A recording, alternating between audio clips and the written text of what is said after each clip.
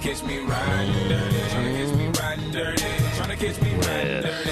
Tryna catch me riding dirty. Ha-ha. Hey. Good morning. You sound a little overly chipper considering the circumstances of the morning, Tari. Well, yes, it's... You're just kind of numb to it all, as I suggested yesterday when we covered it all, yes. Yeah, I kind of am. But you can't deny, Tari, that it's not the easiest day in the world, waking up the day after the biggest massacre this country has ever seen in modern history. No, yeah. All right. I know. We did have yesterday the moments to have it sink in to some extent, but now it's pretty much in the history books, and it's pretty scary. The scariest part is we know it's going to happen again. Yeah. That's with all the coverage yesterday, you know. And what was one of the first thoughts that popped into your head when it happened yesterday is, here we go again. I mean, Columbine shook you to the core. Mm-hmm. This one had 3 times the devastation and about 1/3 the impact.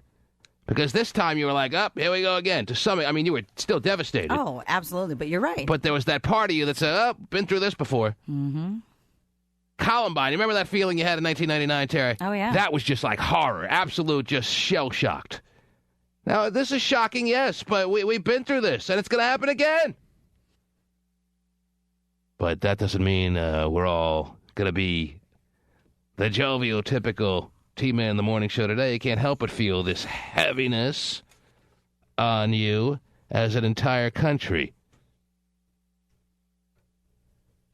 So, that's where we're at with that, and I guess we can take calls on anyone's thoughts on this throughout the morning. 1-866-663-T-Man, and we'll come back and get things started after these words. The T-Man Show. He just stepped within 5 feet of the door and just started firing. He seemed very thorough about it, getting almost everyone down, or I pretended to be dead, just on the ground. He left for about 30 seconds, came back in, did almost exactly the same thing. That's pretty weird that he left for 30 seconds and came back in and started shooting again. Yeah. Want to take a whiz? I mean, what the hell? First of all, I'm like amazed that people like her are able to talk about it like she was just talking about any run-of-the-mill event that happened on a particular day. Right. So, and then I went to class. I mean, that's amazing. Yeah. She doesn't seem, She doesn't seem like shaken at all. I'd be like, I don't even know. It's hard to tell what's going on inside of a person, but it doesn't sound that way. Right. Shock. Yeah, because she was really descriptive, too. She was like, he was, seemed I very played precise. dead, and yeah, really. Pretty much all my classmates are dead, and wow. Yeah. Man. I guess we've all built up immunities to some extent to this kind of situation.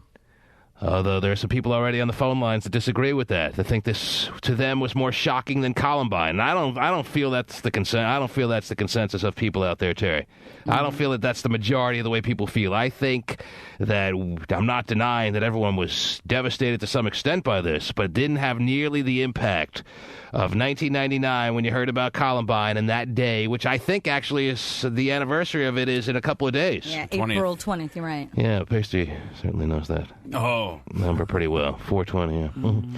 I'll never forget, dude. 1-866-663-T-Man. Obviously, this is something that needs to be discussed today. It's not going to be the only topic of discussion, though. But if you have thoughts on this, we are here to take your calls. 1-866-663-T-Man. Let's start it off right away. Let's go to Jaron. Is that your name, Jaron? Yep. Yeah, Jaron. Jaron with the J. Jaron in Squim wants to give his thoughts. Yes, Jaron, go ahead. Yeah, well, we live in Squim, and Squim High School, I can't even begin to tell you how many, I can't even come up with the number on how many security cameras that they have. But, I mean, they watch it so close to the point where you can probably listen to a rumor that the kids tell. And then so you're under heavy surveillance. You're under heavy surveillance at your high school is your point. And you're wondering why something like this could happen at a college that has more money coming in than your typical high school. Is that what you're suggesting? Yeah. Well, I they mean, got- there's they got two cameras. points. There's 2 points that I can make there. Number one, it's a lot easier to put security on a high school that's a much smaller community than a 25,000 student campus, which is like a city within a city. Right. So you understand the extent to which this college campus goes far and wide. I mean, to put security cameras on every nook and cranny of that college is next to impossible. Yeah. Exactly. But, well, I mean, now you're defeating your own point by saying exactly. But anyway, but that doesn't change the fact that the security, the college was very negligent, in my opinion, Terry. This is a debatable subject in and of itself, and it already is being heavily discussed as to whether the college dropped the ball or whether the college was at a point where there's nothing they could have done. I'm in the camp that says the college absolutely dropped the ball here, Terry. I mean, it's hard to critique with such scorn in this kind of moment, but I'm sorry. The college, you heard the details of what happened yesterday. At first, there was a killing in the dorms, Right. where a girl and an RA, who it seems like just got himself in the mix, got shot and killed. The Right. moment that happens, classes are canceled. Right. You shut it down. All right, you shut down the college. Right. Whatever has to be done, whether you have to rope off the entrances and the exits to keep the majority of the students, which are commuters, okay? The majority of the people that go to that school don't live on campus, Terry. The majority are people that, what do you call them when they drive in every day? No, and- they're commuters, yeah. I think 2/3 of the students at Virginia Tech are commuters. Okay. You shut down the entrances and the exits, and you put security guards in front of every classroom, and you say classes are canceled today. Right. That's that, okay? That should be the policy of every college. If anyone dies on campus, it doesn't take a brain surgeon to figure out that that's what you have to do immediately. And the fact that 2 hours were in between the killings at the dorm and this dude, and just calling him a dude is, I don't know how to refer to him, Terry, because... Well, this time he is just. It even bothers me when I hear them say the death toll is 33 because that factors in the killer who committed suicide. I'm sorry, I don't think he should be given the benefit of being part of the death count. It's almost giving him credit. It's almost too kind. Yeah. All right. Got it. Fine. I know people have psychotic problems, but if you can pull this off, you have to have some part in you that has some understanding that this is wrong. I'm sorry. Right. All right. As disturbed as you may be. All right. Well, whenever you kill yourself, you know it's wrong. Right. Okay. So I have a hard time including him in part of the death count. It bothers me when I hear that. 33. To me, it's 32. Okay. Counting him as a person doesn't factor in with me. All right? But the media is going after the college and, to some extent, the local police like jackals. And that's the media's tendency, and they tend to do everything, but they tend to overdo everything. But the bottom line is they happen to have a point here, because the college should be ashamed of themselves for allowing 2 hours to elapse without even telling the students what was going on. At 7-some-odd o'clock, 2 people were killed in the dorms, and the students didn't get an email until 9:25, and then the next shooting happened at around 9:45 when the students were already in class, not knowing what the hell had gone on earlier in the on campus at the college. That absolutely is wrong. And as much as the media is turning this into an absolute all-out brigade against the college and the police, they happen to have a point, even though they're a bunch of hyenas. They happen to be right in this situation. If you have to shut off the campus completely, shut down the exits and the entrances, and put security guards in front of every classroom, then that's what you got to do, and send out an email to everyone a lot sooner than letting over an hour go by before you let people know what's going on the campus as far as their safety is concerned. So that, to me, is inexcusable. Right.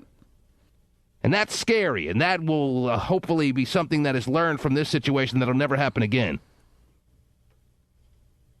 Well, the story didn't even hit the media until 2 hours later. I mean, it wasn't even a story. The first one. Well, I think the first one, I think you gave me the story, Terry, Yeah. before the massive shooting in the classrooms. I think you first handed it to me around 7-some-odd o'clock when the shooting in the dorms took place. And then later on in the morning when we were checking back in, that's when all of a sudden we found out the death toll went from, at the time, what was 1 to like 20-something. Yeah. That's why we were all in shock. Right. And then So the media did know about it before the shootings in the classroom. They knew about it before the students did. Right.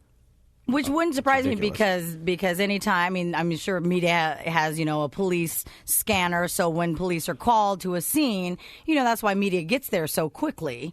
Is they're on it. So well, there are 32 families in absolute devastation this morning, dealing with the greatest horror that no one else could imagine. But on top of that, to have to live with the fact that maybe something could have been done if the college would have just gone about what should have been standard protocol. Someone dies on your campus, classes are canceled. If there's an inch of snow on the ground, they cancel classes. So why is this so hard to figure out? 2 people died on your campus. Classes are canceled. Shauna in Tacoma, good morning. Good morning, T-Man. How are you? I'm okay. I just want to say that I agree with you. It was, when I first heard the news, I was sick to my stomach, but it does seem like here goes Columbine all over again. I mean, and it's not people just, kind of since Columbine, there have been a number of situations not as devastating as Columbine was, but just that kept you reminded all along the way that these things are a part of our, not daily lives, but our regular lives at this point. I mean, it was more, exactly. There was a part of everyone when you heard the news yesterday that said, here we go again. Now, we didn't know that one person could kill 32 people. With a 9mm handgun. Happen like that. When I first heard 32 people died, I was shocked no matter what the weaponry was if it was one person. Right. Exactly. And number 2, to find out it was a 9mm, Terry. I mean, I assumed if someone was going to be able to kill that many people, it had to be an automatic weapon that you just hold the trigger down and bullets just spray everywhere. Right. But that wasn't the case. No. Very sad.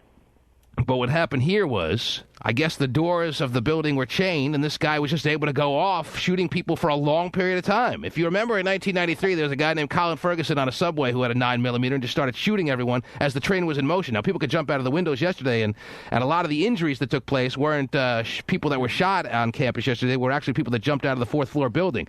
Exactly. But Colin Ferguson, someone jumped on him real quick. As soon as he was changing magazines or clips or whatever you change in a 9mm. What is it, the actual terminology? A clip, a magazine? I think it's a magazine, yeah.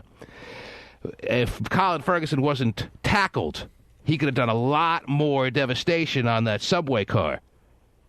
This dude wasn't tackled by anyone and was able to go on for... And go 2 hours later and shoot 20-some more people. Well, that's what I'm talking about. The 2 hours later, he was able to go on from classroom to classroom and kill as many people as he wanted to with a 9mm until he decided it was time to kill himself. It's just absolutely crazy. Sick. Mm-hmm. Yep. It's pretty sad, when you got kids in the schools, you don't know what to expect when you send your kid off to school every day anymore. Yeah, does everyone have to be homeschooled now, Terry? Is that the deal? It's looking that way, and we have talked about that, especially after Columbine. If you don't homeschool your kid, you're putting your kid in danger. Is that what you have to think about now? Yeah. Is that the world we're living in? I mean, honestly, the reality of this is that 30 people die almost on average every day in Iraq. So when you think about it in those terms, this is just the reality of the planet we're living on. This just happens to be a lot more tangible because it happened closer to home.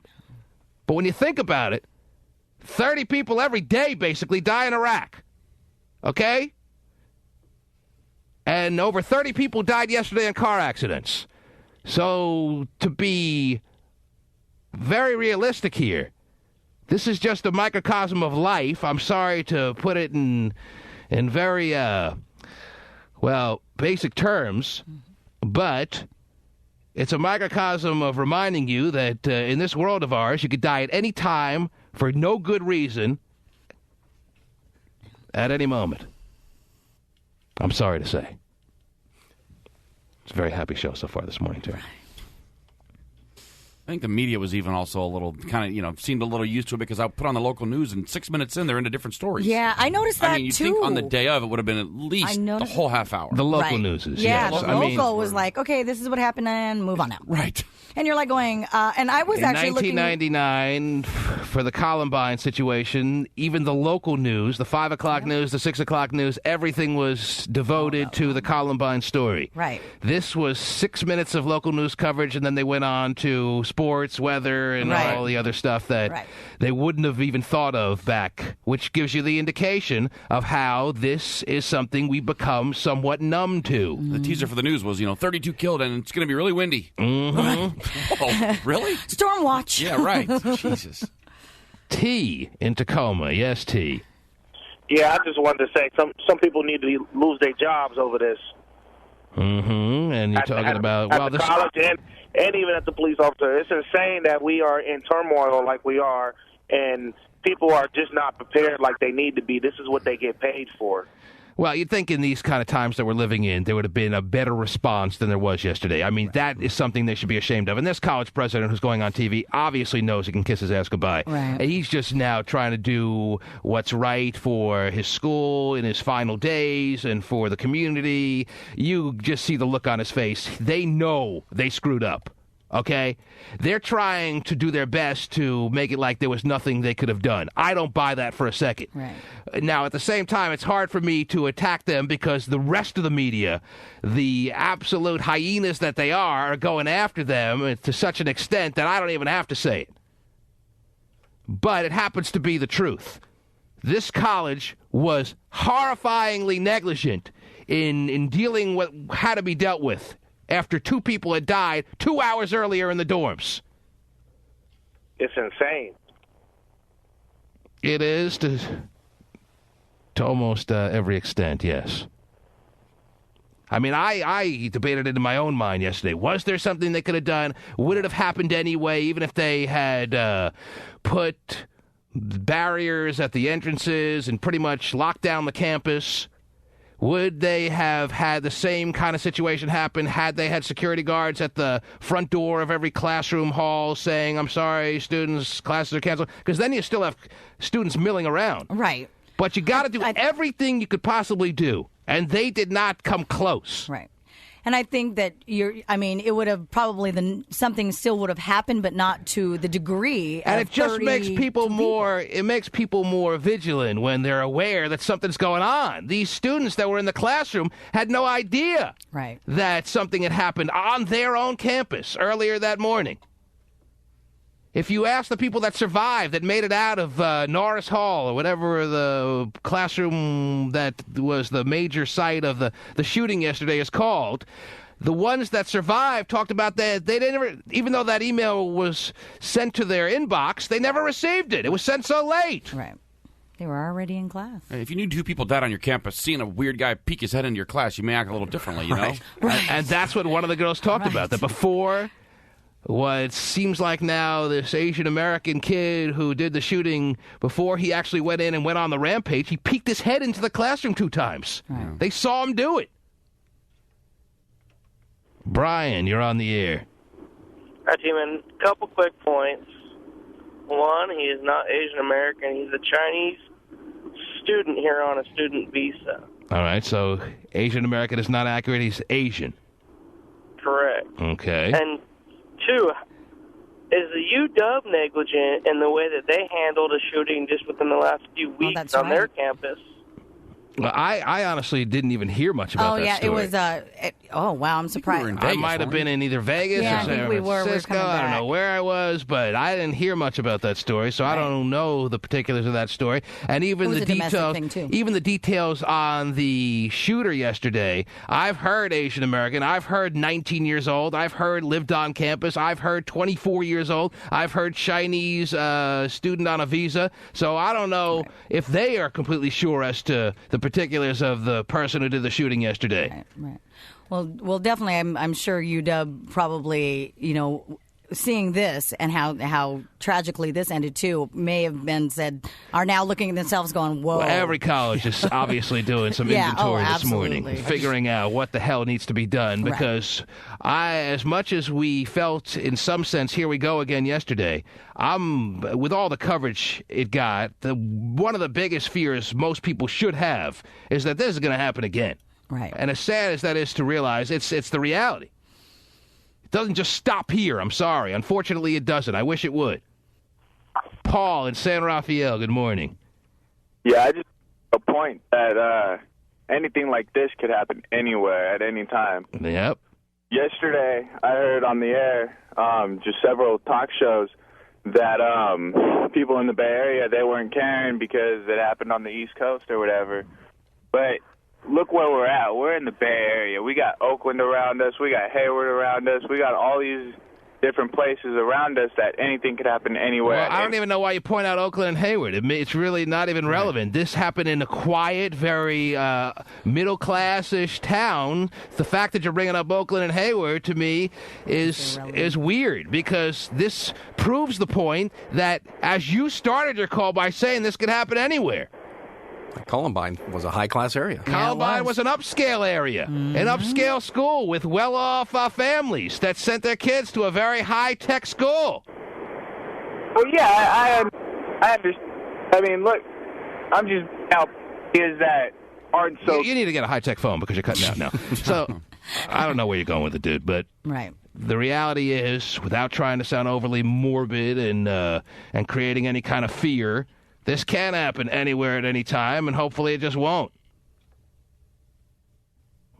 But we know, unfortunately, that's really not the case.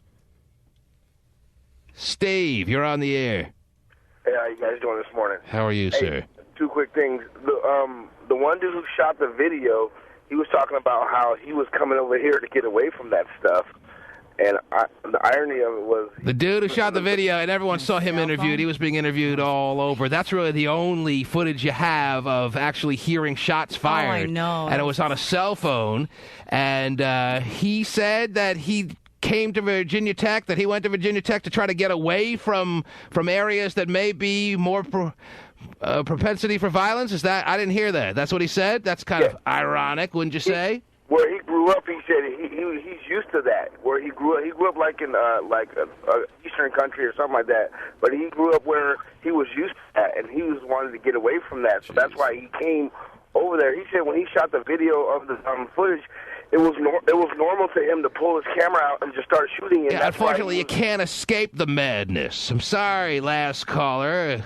It's not just in Oakland, all right, dude? Right, or Hayward. Yes. By the way, his cell phone was pretty good. Yeah, cell phones are pretty high-tech these days. That was great quality, great Oh, sound. I know. It was nutty. I was like, oh, my God. That was taped on a cell phone because it was like a minute of footage. Yes. And the video quality was good. Right. And even it was in Dolby Hi-Fi. Right. Even one of the news anchors was like, oh, you can count how many gunfires you heard right there. That was 20-something there. Yeah. I was like, whoa, dude. When that first shot went off, but they should have went into that building. You see on the video, the police just stood there for a minute, and they kind of closed in a little bit, and shots kept going, and nobody went into that building. But you have to remember, just as far as when it comes to SWAT police, this is just from... Terry Free jumped on the opportunity. I mean, because they can't just start shooting randomly either, because they don't know where the students are and things like that. And the fact that they have to... There may have been chains on the door. Right. Some people's testimony, or if you want to call it that, suggests that the police tried to get into the building where it all was going down, and they didn't have access because, as it's now been well documented, the dude who did the shootings chained the doors. Right. Which actually kind of ruins my theory on what happened here, Terry, because my theory when I heard this situation and the 2 hours that elapsed between the time that he went to the actual classrooms and he did the shooting at the dorm rooms, he kills a girl in the dorm rooms. They suggesting the RA may have gotten involved because that's an RA's job, basically. Right. And he heard the shot and went running. It caused him to lose his life. So let's go on the theory that this dude was either the boyfriend of this girl and she just was done with him, or he was just some kind of stalkerish guy who was obsessed with this girl and he kills her.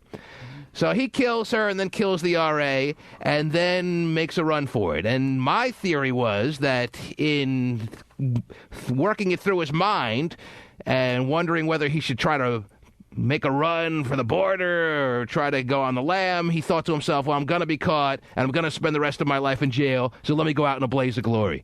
That was his sick, twisted thinking, and he then ultimately knew, and at the end of it, I'll be killing myself. Right. So that's the theory I'm going on as to what happened here. That he kills this girl because of some obsession or some relationship gone bad, blah, blah, blah, The RA gets in the way, or maybe the RA was even doing the girl, for all we know. I don't know, but those two die. 2 hours go by. Right.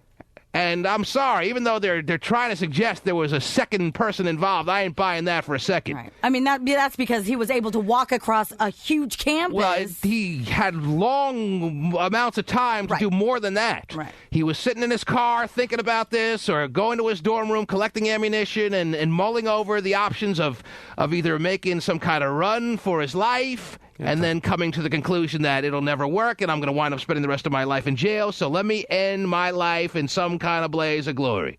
That's how I'm figuring this went down in his mind. So I'm not thinking that this was something he had planned out for months as far as the big classroom killing. Mm-hmm.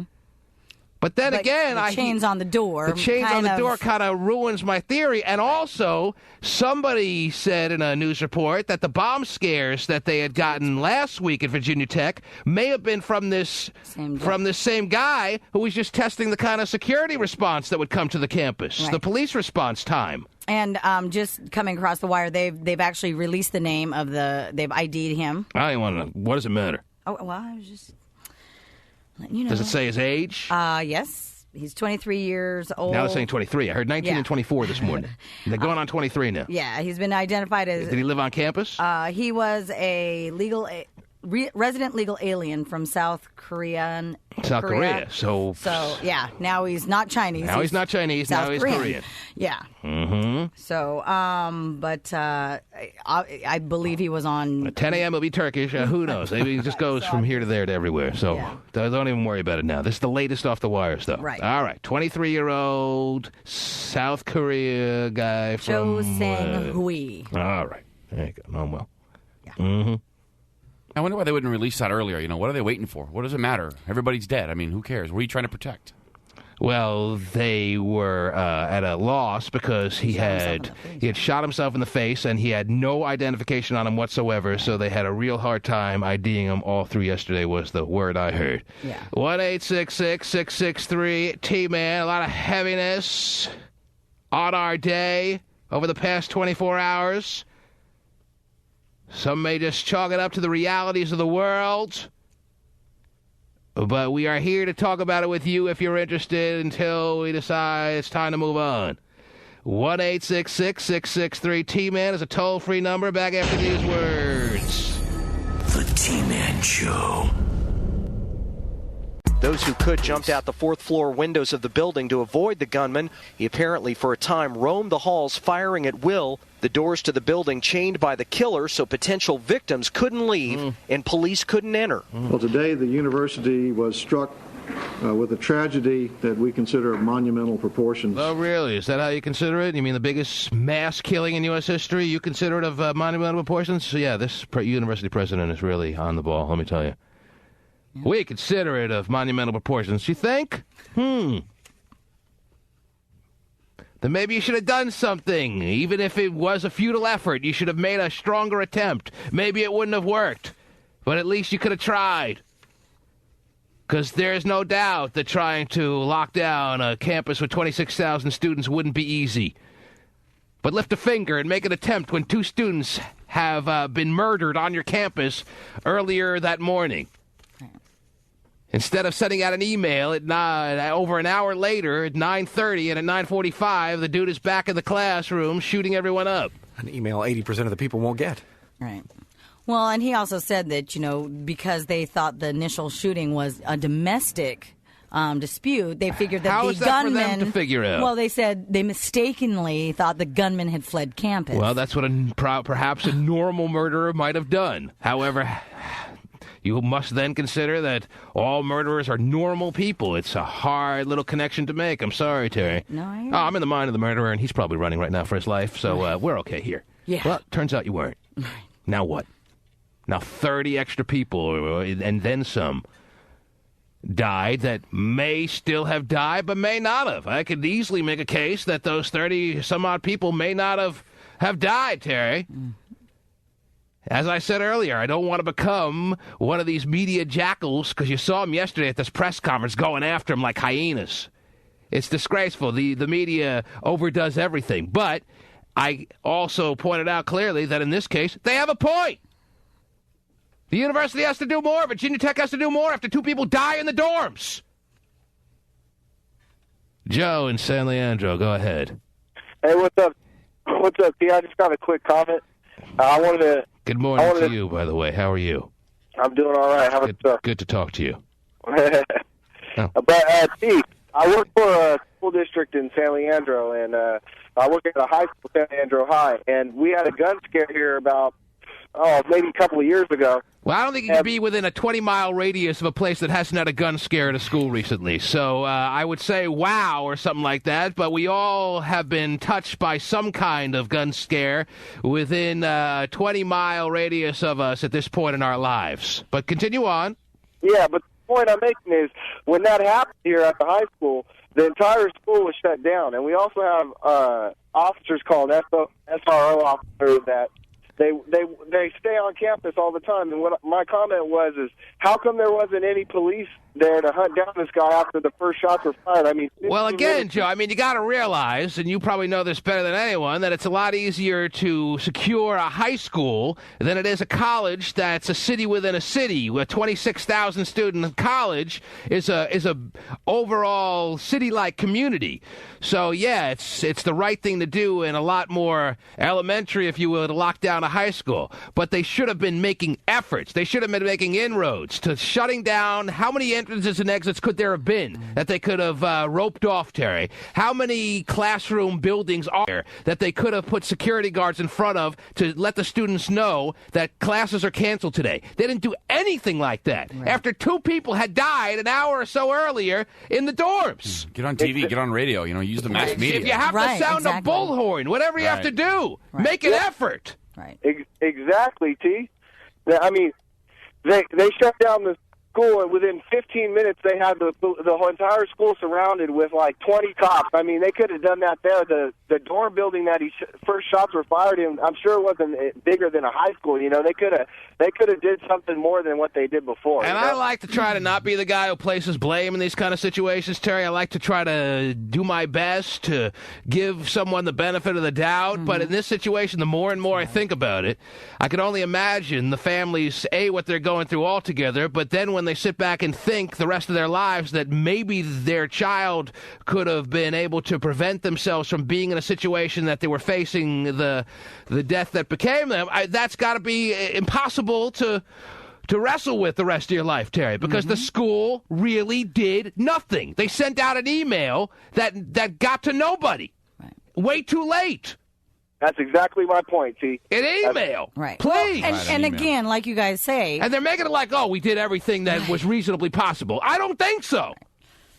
I mean, phones are quicker than emails. Well, believe this, that every college administration is calling an emergency meeting today, not just to discuss the particulars, but to make sure that a different plan is enacted if something like this, hopefully never will, but does happen on any other college campus. This will never happen again.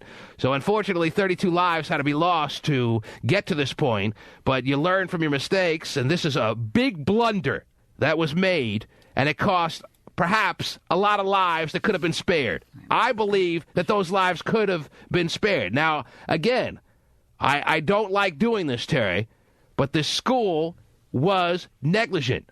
Yeah. Do something.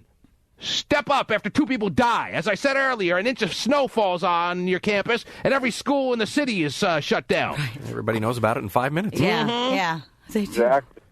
This is the information age. Don't tell me you can't figure out a way to at least make an effort to get the word out there in over an hour's time. Close to 2 hours. I think it was 2 hours in between. Over 2 hours between the time the murders in the dorms and the murders in the classroom took place. Thank you, Joe. You headed to school right now? Yeah, I'm working at... You'll never know. Okay. Because his phone line, I guess, cut off. All right. Well, have a good day. Man, I wouldn't want to go to school today.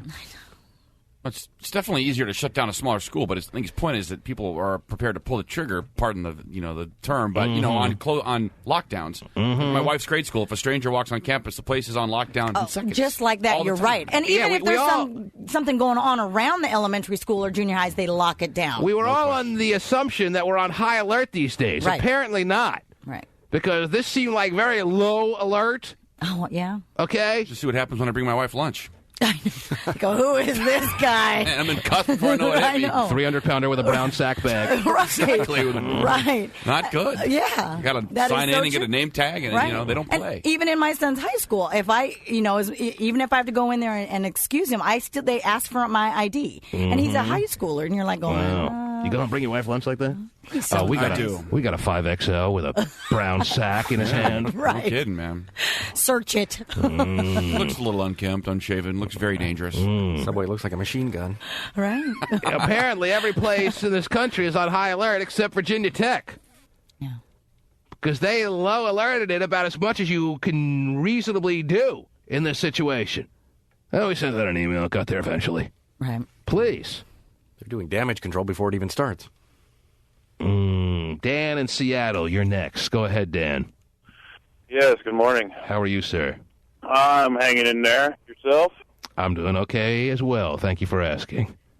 I gotta say something on this subject. I mean, I hate to be political and bring up gun control, but my opinion on the fact is that if gun control was more relaxed and everyone was able to carry a weapon, that this situation wouldn't have gone as far as it did, and people would have been able to defend themselves. So you hear Dan start off by talking about gun control. You thought he was going to go with the Michael Moore aspect, that guns, if they were off the streets, if they were so much more difficult to get, that this all could have been avoided. Right. But he takes the opposite perspective. He's talking about if the students were able to carry, if they were able to be packing in their classrooms, that they could have defended themselves and put one between the killer's eyes.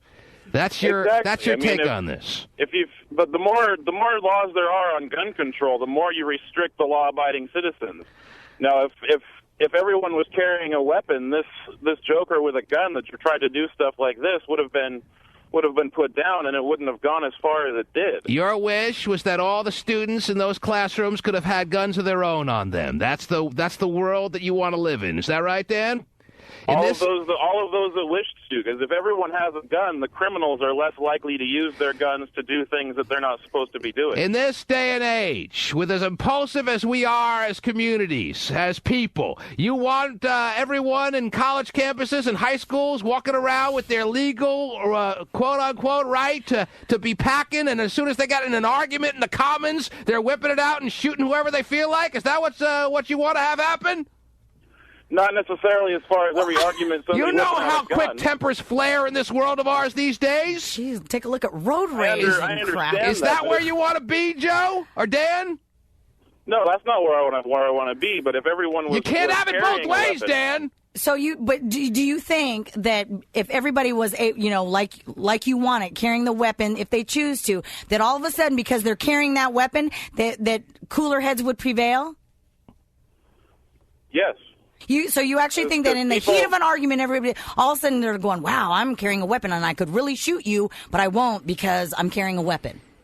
It makes those that are more likely to do something like that less likely, knowing that everyone else is able to defend themselves. Dan, you're entitled to your opinion. I seem to feel a little different than you, knowing that in this world of ours, people are so quick to feel disrespected more than any other time in our culture, in our history, and we are very quick to act on it. And if we're carrying guns, as impulsive as we are, there could be shootings on an everyday basis in the lunchrooms of our country. Is that something you're prepared for? You don't buy my theory?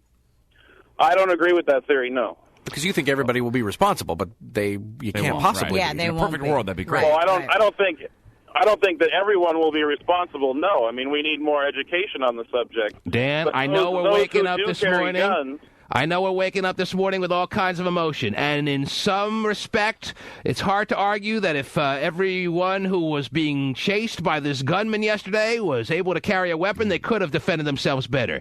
But you have to think of the entire picture of this, Dan, and I'm not so sure you're doing that. And you say you are, and I'm not going to say that you're missing the bigger picture, but I'm not agreeing with you necessarily, Dan. I'm sorry. But everybody in the country wishes those kids had guns yesterday. But I understand everybody's going to have a strong opinion on I this wish I subject, could have but put I'll agree with you here. I wish I could have put a gun in the hand of everyone whose innocent life was taken yesterday so they could have defended themselves. No question. Fair enough? Fair enough. Thank you for the call. Thank you. But that's nuts. Well, the people like the guy who killed everybody would be getting guns then. I mean, the thought behind Dan's theory is that the bad guys always find the way to get guns, and the people like the killer yesterday will find a way to get a gun regardless of how tough or how easy, how lax the laws are to carry firearms. Well, and who knows, that the shooter yesterday could have very well gone through the typical ways of getting the gun. It could be legally registered. It could be legally registered. Not and difficult. I think all you need is a license. You get the 72-hour background check. And a mustache. Mm-hmm. And I no record. Have to acknowledge that I could pretty much have to agree with Dan that those who were running for their lives yesterday wish they had a gun on them. Of course. But that doesn't mean if we're going to go anyway with this gun control thing, we should loosen things up as opposed to locking things down a little bit more than we have it right now. Back to the Wild Wild West. But no kidding. I appreciate Dan's call, don't you, Terry? Mm-hmm. Okay.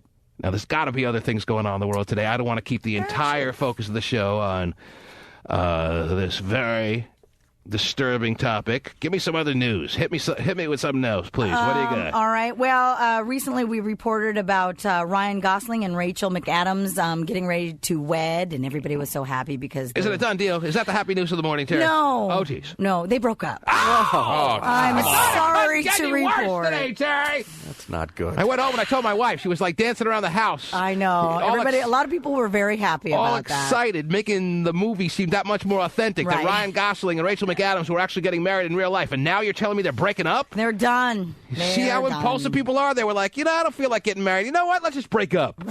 Right. It was a nice idea for a minute. It's a nice idea, this whole marriage thing, but I don't want to do it, so I'll see you later. Right.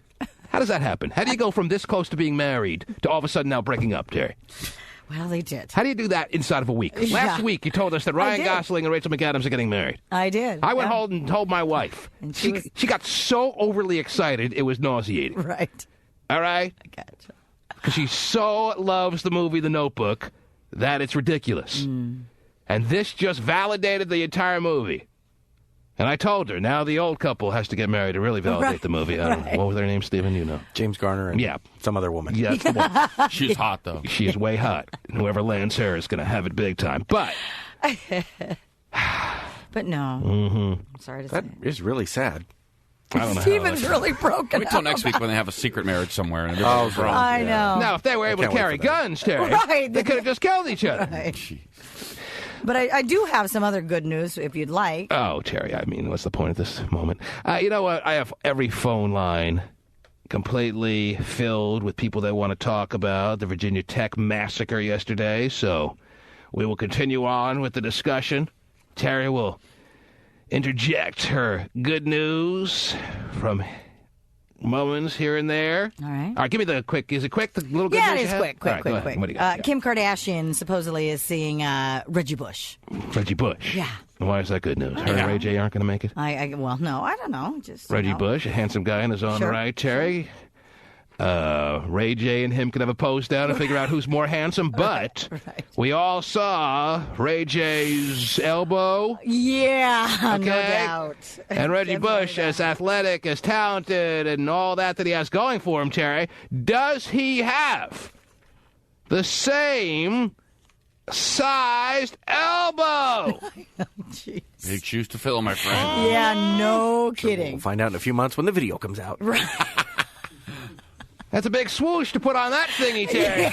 Yes, for sure. All right? Well, I just figured it was good news because we had the breakup news and now we have the get-together news. So, happy. Good news would have been, she's seeing the T-Man. Yeah, I know. Oh, yeah. And he's got a great elbow. I got an elbow, Terry. Oh, yeah. I got an elbow. The T-Man Show. He just stepped within 5 feet of the door and just started firing. He seemed very thorough about it.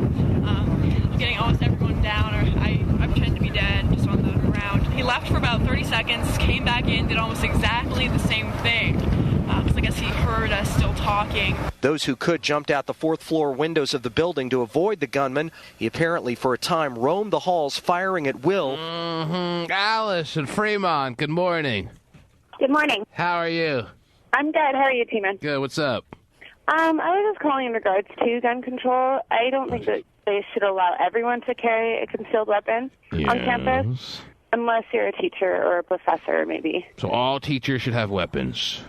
Why don't we just make all teachers ninjas while we're at it, Terry? How about that? Cool. In order to get the job, you have to be a ninja. It was a throwing star. You didn't do your math. Oh. Imagine Hot Shots life then. You're a hell of a math teacher. You have a lot to offer the students, but you don't know how to throw a star to save anyone's life, so we're going to have to let you go.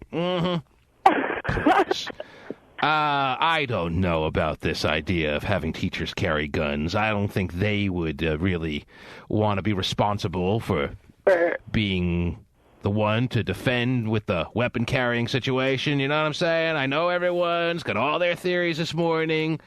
If anything, I'm surprised that the thought of the topic of gun control isn't, this is just another example of how guns are ruining our society. Mm-hmm. So far, the first couple of calls on gun control are we need to be with more out there to defend ourselves.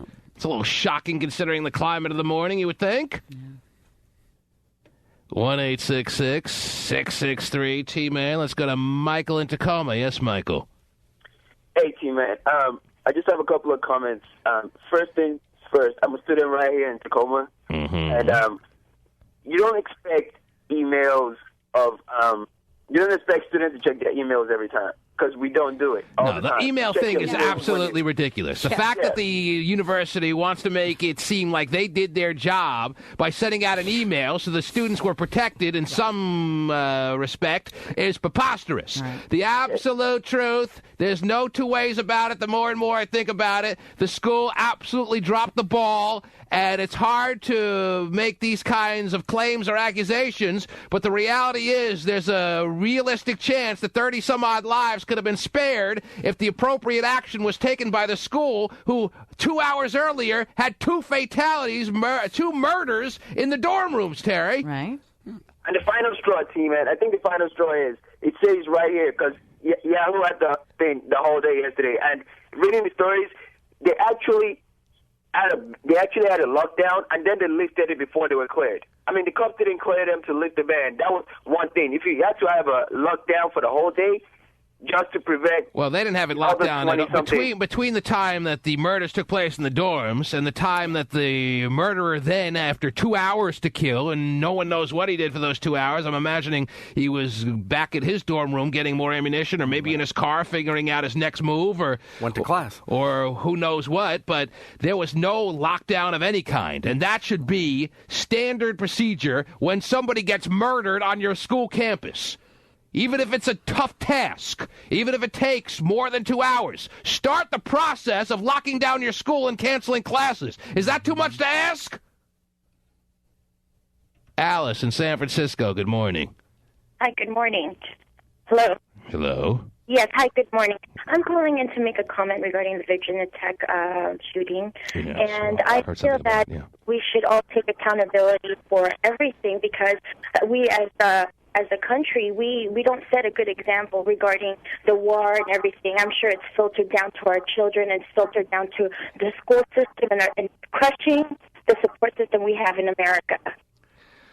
Well, as I said, as it pertains to the war, as I said earlier, the reality of our world is, as devastating as yesterday's news was, 30-some-odd people basically die every day in Iraq. Mm-hmm. And that's not as close to home, so you don't feel the impact of that on any level, unless, of course, you have someone you know that's in the military that somehow has suffered physically or mentally, or whatever the case may be. But 30 people dying in one area is nothing new to the day-to-day goings-on of this world of ours. Right, but if we want to target what is the main causes, it's not due to just a guy walking into school and shooting. I mean, there's got to be some sort of foundation on why. Yeah, and I understand where you're going with this, and I hear your point, and you want to make it clear that, believe me, I'm against this idiotic war too, but you want to go overboard with George Bush is really responsible for taking us into this war, and it's given everyone all kinds of license to do as they please. I don't know. I think it's a little bit of a stretch. I understand where you're going with it, and fine, you found the right place, because I'm not going to defend the war or anything. Mm-hmm. It's a stupid war, in my opinion. But I don't think because we're in a war in Iraq that this student decided, well, I'm allowed now to go shoot up a school. I don't think that's what happened here. That's a stretch. All right? Whether it's created some kind of overtone of violence, fine. You want to make that point? I understand where you're going with it. But it's also a bit of a stretch. And we're all filled with all kinds of ranges of emotions this morning, so I'm giving everyone leeway, Terry. But please, Robert Livermore, go ahead. Hey, how you doing, T-Man? Good, sir. How are you? Pretty good. I just had comments, like everybody else, about the Virginia Tech shooting. Actually, first to start it off, I wanted to say about, what Dan had to say about the whole, gun control thing. I don't necessarily think that he means he wants everybody to carry a gun on him. He wants everyone who feels like they want to carry a gun to be able to carry a gun to their classes if they so please in college. That's where he was going with that. I understood completely where he was taking it. Okay, well then, I didn't understand it then. I think that's stupid. I don't think you should be able to carry a gun and stuff like that, But, I also agree with him that... He believes if you can get legally licensed under the laws that seem pretty lenient these days to a lot of people, if you can, if you're inspired to carry a gun and you go through the proper channels and follow the law, that you should be able to sit in your classroom in college with a gun strapped to your hip. That's what he was That's what he was saying. That was very clear. Okay, well then and you know what? He's not the only one that feels that way this morning. A lot of people have come out and said this would have never gotten to the proportions that it got to, where 30-some-odd people were killed because if the students were able to carry firearms on a college campus, they could have taken them out a lot quicker. He's not the only one that feels that way this morning.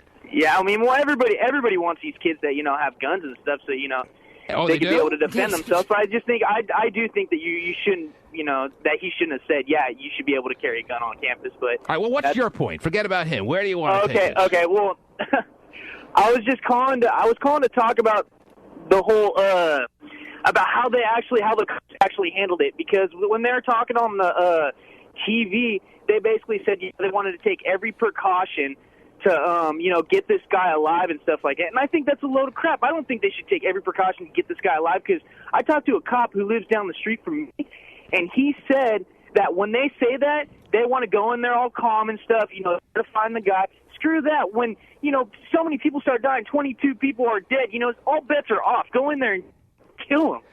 Just murder. Go in there like Rambo. I mean, it's ridiculous. I didn't hear that the cops said they wanted to take every effort to get him alive. I don't see what the point necessarily is in that. But you have to give some benefit of the doubt, even though I'm not giving the benefit of the doubt to the university for the way they handled it. To the cops, they don't know what they're dealing with at that moment. They don't know what's going on. In hindsight, yes, we all know exactly what transpired as this crazy person went from classroom to classroom killing anyone he could. But at the moment it's happening, the cops don't exactly know what's going on, and they don't know if they're going to make the situation worse and more dangerous by storming the building, or if they should take a laid-back approach to some extent. It's hard to critique, as a Monday morning quarterback, what the cops did or didn't do. That I have a hard time doing. I'm sorry. Yeah, well, I was just listening to what they said, what they were saying on TV, and, I just had, I didn't hear. Did anyone hear that? That they wanted him alive? It was important for them to have him alive? Why? So we could tell him their motive? We could tell him exactly what he was thinking. Obviously, he was making no sense as far as his thought pattern, this person who did all the killing. So what's the need to take him alive? I think that if that is the case, if that's what, they were saying, I think maybe it's because there's already been so many killings, they would just want to, I don't know. Maybe they want to stop. They don't want to kill innocent people, kill the wrong person. They don't know what he looks like or anything. I have a hard time having any kind of critique for the police that were on site there at a moment's notice, and they responded quickly when the first shots were fired in the classrooms. Now, what went on between 7 a.m. and 9 a.m., give or take an hour in timeline, that is very open for debate as to how negligent, the extent of the negligence between mostly the university and to some extent the local police that should have done more. Somebody should have stepped up and said 2 murders took place on the Virginia Tech campus. All bets are off as far as anything that goes on this school grounds today. There'll be no classes. There'll be no nothing. Shut the entrances, shut the exits, put every security guard you can in front of the doors of the classrooms, and let all the students know that there'll be no classes today, because when there's an inch of snow, as I've now said a dozen times, Terry, they cancel classes in a heartbeat. 2 people die, and let's wait and see what happens here. Well, their email was all caps, so. But the email got there at 9:30, and everyone was at class already that was awaiting their fate. Yeah, you should have just maybe sent letters in the mail. Right. Same effect. They'll get them tomorrow. How about Pony Expressway? Right. So finally, the kid that skipped school to smoke weed kind of paid off for him, huh? Didn't have to go to class. Knew he'd win out in the end. That's right. Derek and Kirkland, you're next. Yeah. Derek, yes. Yeah. Derek, you're next. Yeah. Derek, you're up. Yeah. Hey.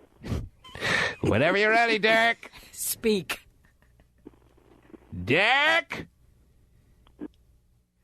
No, Derek. Roxanne in Seattle. Roxanne's watching the news. You can hear that in the background. It's tough not to get sucked in all day long. Yes, Roxanne. And that's part of what maybe should be concerning people, the wall-to-wall coverage on the CNNs, the MSNBCs, the Fox News channels, pretty much guarantees. I mean, forget pretty much. This will happen again. It's just a matter of when. It probably will happen sooner rather than later, and this is just a part of the world we're living in now. The wall-to-wall coverage, actually, in my opinion, and I'm sure a lot of people's opinions, may inspire more crazies to say, hey, I'll go out in a blaze of glory too, and that's very, very scary. You can't send your kids to school anymore without wondering whether they're going to make it out alive. We have to homeschool all of our country, so we have a world full of dummies. Not that the ninja teachers, Terry, aren't A good idea. not that they're the best idea. Yes, Roxanne, I'm sorry. Yes, go ahead. Yeah, I also am one of those students who's terrified by this crap because I go to Highline Community College, and it scares me to think that this could happen in my school just like anywhere else. Well, I mean, it's not just something that's restricted to schools. And there's some philosophy that I adhere to, that to live in fear is not to live at all. So, and as I pointed out, what happened yesterday is really just the reality of life, that the always has been the case that whenever you decide to wake up in the morning, you can die that day for any reason without any warning. And that's a morbid thought, but that happens to be the fact. Sure is. So don't get all filled with fear. Your roof could cave in the privacy of your own home right now in the next 2 seconds, and you can die. That's very true. Oh, jeez. Don't look up. Get outside. Like, I mean, I'm only repeating the same thing you said and everybody else has said for the rest of the morning, including the news. But how do you take the corporate response of telling somebody, tell me how you answer to the parents who say that instead of doing something to save their lives, class started at 8 o'clock, 45 minutes after the first 2 people were dead. No one should have ever got to school. That's inexcusable. Right. And 15 minutes later, you were still sitting in that meeting to, by the way, say, oh, somebody else is getting shot. Let's close the school down. That's inexcusable, in my opinion, not even mentioning the world we're living in right now. Even rewind back 20 years before everyone was filled with terrorist fears as they are now, Terry, and the hyper emotions that we have because of 9/11 and all that has transpired over the past 10 some odd years. Even considering that not in play, the fact that 2 people could die on the campus and they just don't make a big enough deal out of it is ridiculous. They know it better than anyone now, though. Trust me on that. Yeah, they know. Yes, a little too late, but they know better than anyone. If you see the look of that campus, university, Virginia Tech president's face, he knows how badly he handled this situation. Him and his staff were absolutely ridiculous in how they handled what went on between 7 o'clock and 9 o'clock yesterday. But see, I don't blame the police. As you were saying, the police did what they did. They got there on time. But somewhere in the process of that whole first 2 killings, you had a police site going on. So how did the police themselves go along with the school not taking further action? That's why I'm wondering somebody should have been the one to step up and say, okay, you know what? We got to lock down the school. Right. Class is canceled. Let's pretend it's a snow day. Right. Somebody in a tie make a decision. Somebody in a suit. Jesus. Right. Carlos in San Francisco, go ahead. Hey, what's going on, T-Man? How are you, sir? Good, good. You know what, man? Every day, I wake up, going to work and stuff, I listen to your station, but, today, waking up, it was difficult because, first of all, I have friends who go to VTech, and, as a matter of fact, all my friends right now, they haven't been responding my texts, they haven't been responding my phone calls, so I have no idea absolutely what's going on with them. As a matter of fact, one of my friends, Ryan, who lives at the dorms, man, I'm just anxious, you know what I mean? Because I don't know what's going on. We're all hoping for the best. We're all hoping for the best for you, Carlos. Yeah, I just wanted to make a comment to you, man. As I'm talking right now, I have a cluster of sadness on top of my throat. You know what I mean? It's just, last night, all night, I couldn't go to sleep. I was just, up all night just thinking about it, I asked myself so many times, like, why does this have to happen? This can't happen anywhere. Like, it's just funny how it can happen and how people over there. And I feel bad for the parents and for the loved ones of those who have already died and stuff. Well, I started this show by saying, and this impacted you more than the average person in this country, especially on the West Coast, that probably doesn't know anyone that went to Virginia Tech, but I began the show by saying, to some degree, we become numb and immune to this kind of story. This was 3 times the massacre of Columbine, and yet, in my opinion, it's had 1/3 the impact, because we are already used to this kind of situation, that when you first heard the news of another school shooting, that one of the first thoughts that popped into your head wasn't shock like it was when 1999's Columbine took place. It was, here we go again. All right, you throw Katrina in there a year and a half ago. I mean, you only have so much heart left, that can break. Mm-hmm. And I just wanted to say another thing, if it comes, you can never escape the moment of your death. The hour of your death, you can never escape it. No matter if you get stung by a bumblebee or you have a heart attack or you get shot. That's one thing you can never escape the hour of your death. So, this is something that just happened, that had to happen, but it's just sad the way that it got formed and the way it happened. A lot of people's philosophy is when your number is up, you go, Terry. Yeah, that is true. So if that makes you more comforted, that you're born with an expiration date, then let's go with it. That's why I never take a number when they ask. Mm-hmm. Just wait till everyone plows out of the deli, and then you get your meat, huh? That's right. I'll take whatever's left there, Chief. Got it. I'll just take that leftover piece of salami there. Yes. Oh, only bologna left? Call it a day. Jeez. Terry, every phone line is filled, as I said, with thoughts of the massacre that took place yesterday at Virginia Tech. And we will continue to take your calls all morning long, but I want you to bring other news to the program, Terry, to keep some semblance of balance so we don't all feel completely bummed out heading to wherever we need to go today. What do you got? Well, you want to hear about Lindsay Lohan acting gay? Yes, I do. Leave it to Lindsay Lohan. Whoa. Lindsay Lohan's ridiculous life to brighten things up. Right. She's acting gay? Yeah, well. How do you act gay? Well, reports are that she could be enjoying some lesbian relationship, some type of relationship with a close friend of hers. Terry, I blame the bumblebees. Do you? Yes.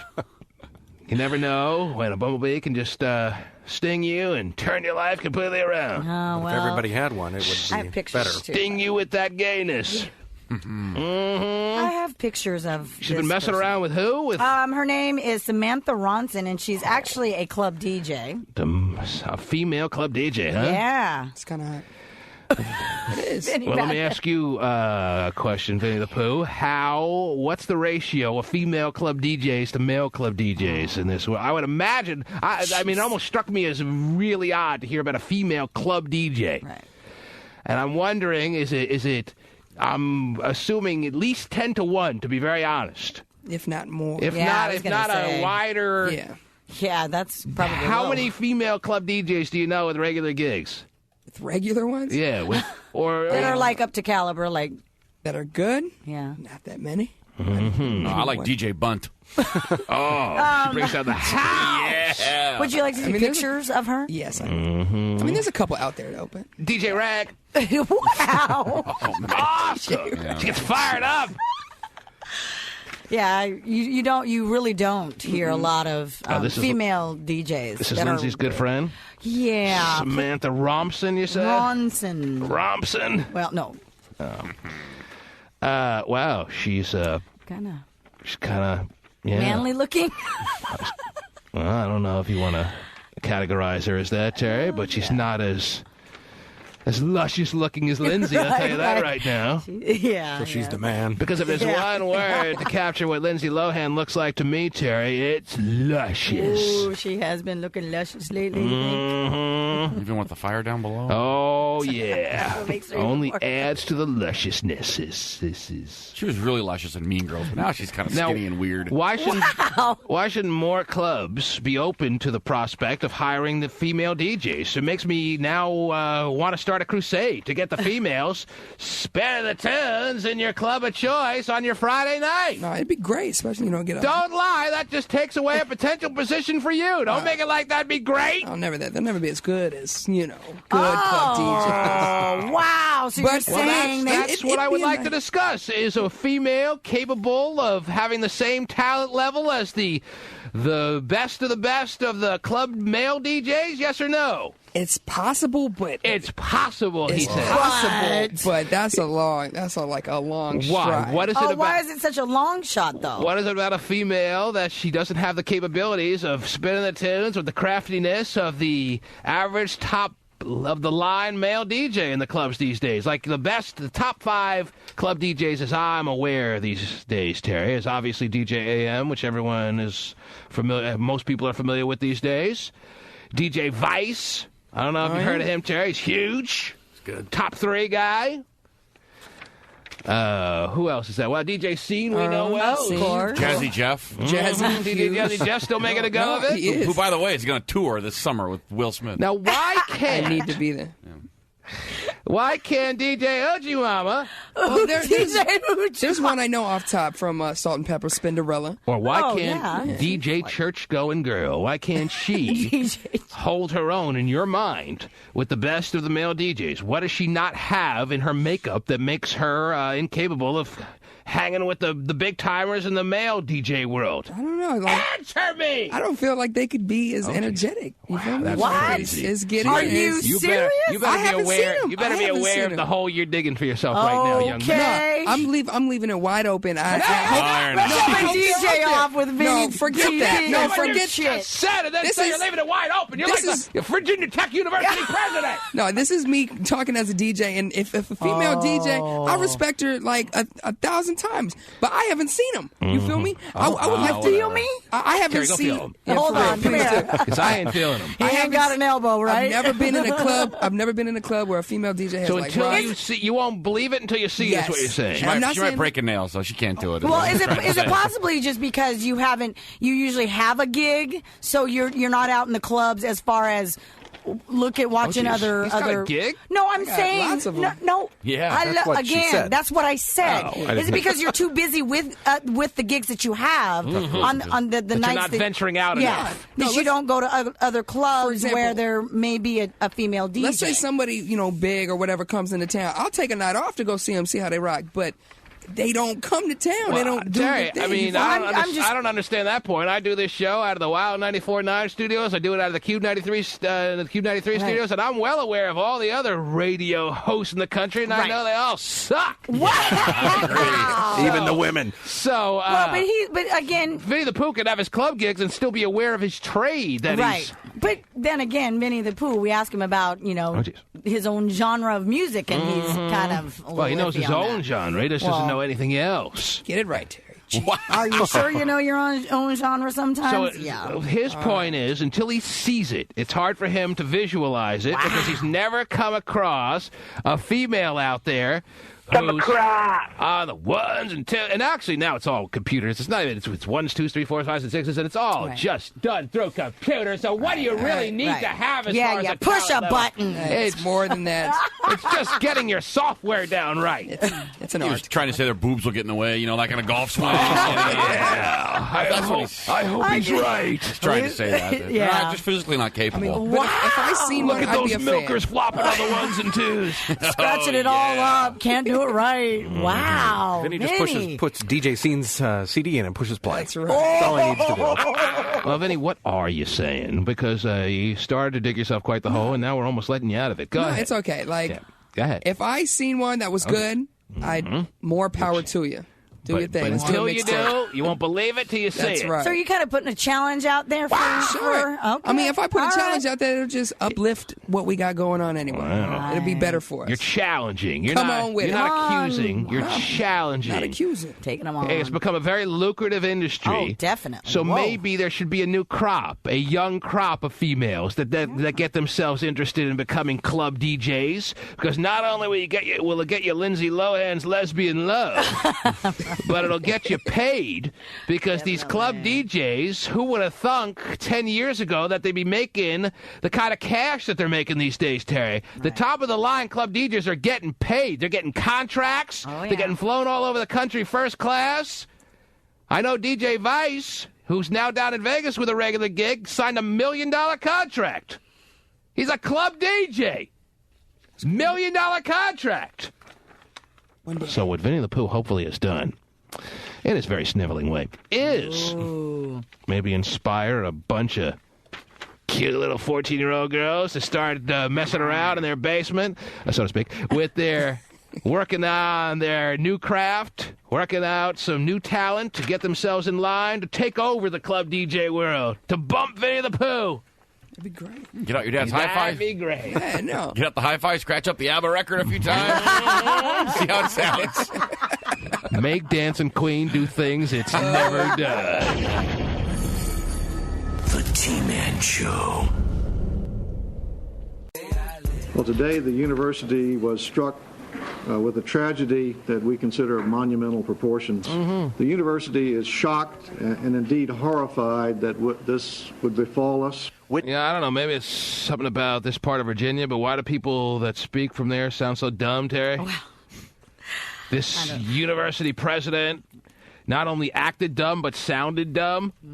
We consider it of monumental proportions. Oh, really? Well, it was only the biggest mass murder in the history of our country. You consider it of monumental proportions? I think you might be onto something there. And then even the police chief, just overmatched by the jackals, the hyenas, and the media. And granted, Terry, they can be a tough crowd. But please, you have time to prepare. You're the guy in charge. Could you at least seem like you got things under somewhat of control? Can you do that? Did you see the press conference with the police chief? Who was the police chief in D.C. with all those sniper murders that happened a few, 5-6 years ago, whatever it was? That police chief was in charge. I mean, he yelled at the media when he needed to. He answered the questions as best he could. He was in control. He had a weird name. What was it? I don't recall. Moose. Wasn't it Moose? Chief Moose? Something like that. Was that his name? Right. Something Moose. Yeah, that does sound right. Moose Knuckle. I don't know what it was. I don't think it was Moose Knuckle, but No, yeah. That's Terry's name. Creates you authority, though. Right. But he was there. He was saying, hey, I'm your guy. Come to me, and I'll give you the answers. And if you get out of line, I'll put you in your place a little bit. Chief Moose. I always expected bigger things from Chief Moose. What happened to him? He was supposed to write a book. Did his book ever come out? Not sure. Have to find out. Well, actually, this is just coming across my Where is he newswire. now? I don't know. We'll have to do a little thing that you might find pretty interesting. This just in news, yeah. Terry? Yes, go ahead. It's just in. Do I want to hear any more breaking news, Terry? Have we had enough breaking news for the past 24 hours or what? Yeah, I know. Should I it's be time to scared or no? No, I mean, parents, it says here, are already stepping up and asking and demanding the firing of the president of the school, of the university, Virginia Tech, as well as the police chief. Well, you're about a day too late. Because what's the point now? I mean, he's going to be fired. But to fire him today and put someone new in there, let him at least see this. He's horrible, but let him at least see it out for the next few days. And then he knows his ass is gone. I mean, he did nothing. So parents of kids at the school are already stepping up and saying, fire the police chief and fire the university president. Correct. Mm-hmm. Are these parents of deceased? Of the deceased or no? Just regular parents of students there? Just students. Yeah, parents of the deceased have bigger things on their mind right now. Right. Eventually, that's what they'll be thinking about for the rest of their lives, though, unfortunately, about how little was done here. 1-866-663-T-MAN is the number to call. Let's go back to the phone lines. Toll free, 1-866-663-T-MAN, and every line is taken right now, Terry, and everybody wants to talk about the Virginia Tech massacre. Annette in San Francisco, you're next up. Go ahead. Good morning. How are you, Annette? I'm surprised to hear it took us this long to see our country is ruined. Our country's ruined. Is that what you're saying? Something new. Today I heard that you lowered the flag half-staff. Yes. Flag has been half-staff since we went to war about 4 years ago. So you're saying you might as well just keep the flag at half-staff till the rest of time is your point of view. Well, everyone's a little gloomy this morning, Terry, and Annette is feeling like the world is going to hell in a handbasket in a hurry.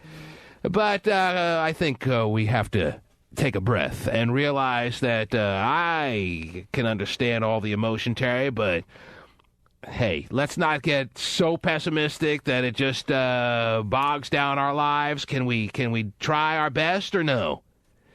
Annette wants to keep the flag at half-staff for the rest of time. There you go.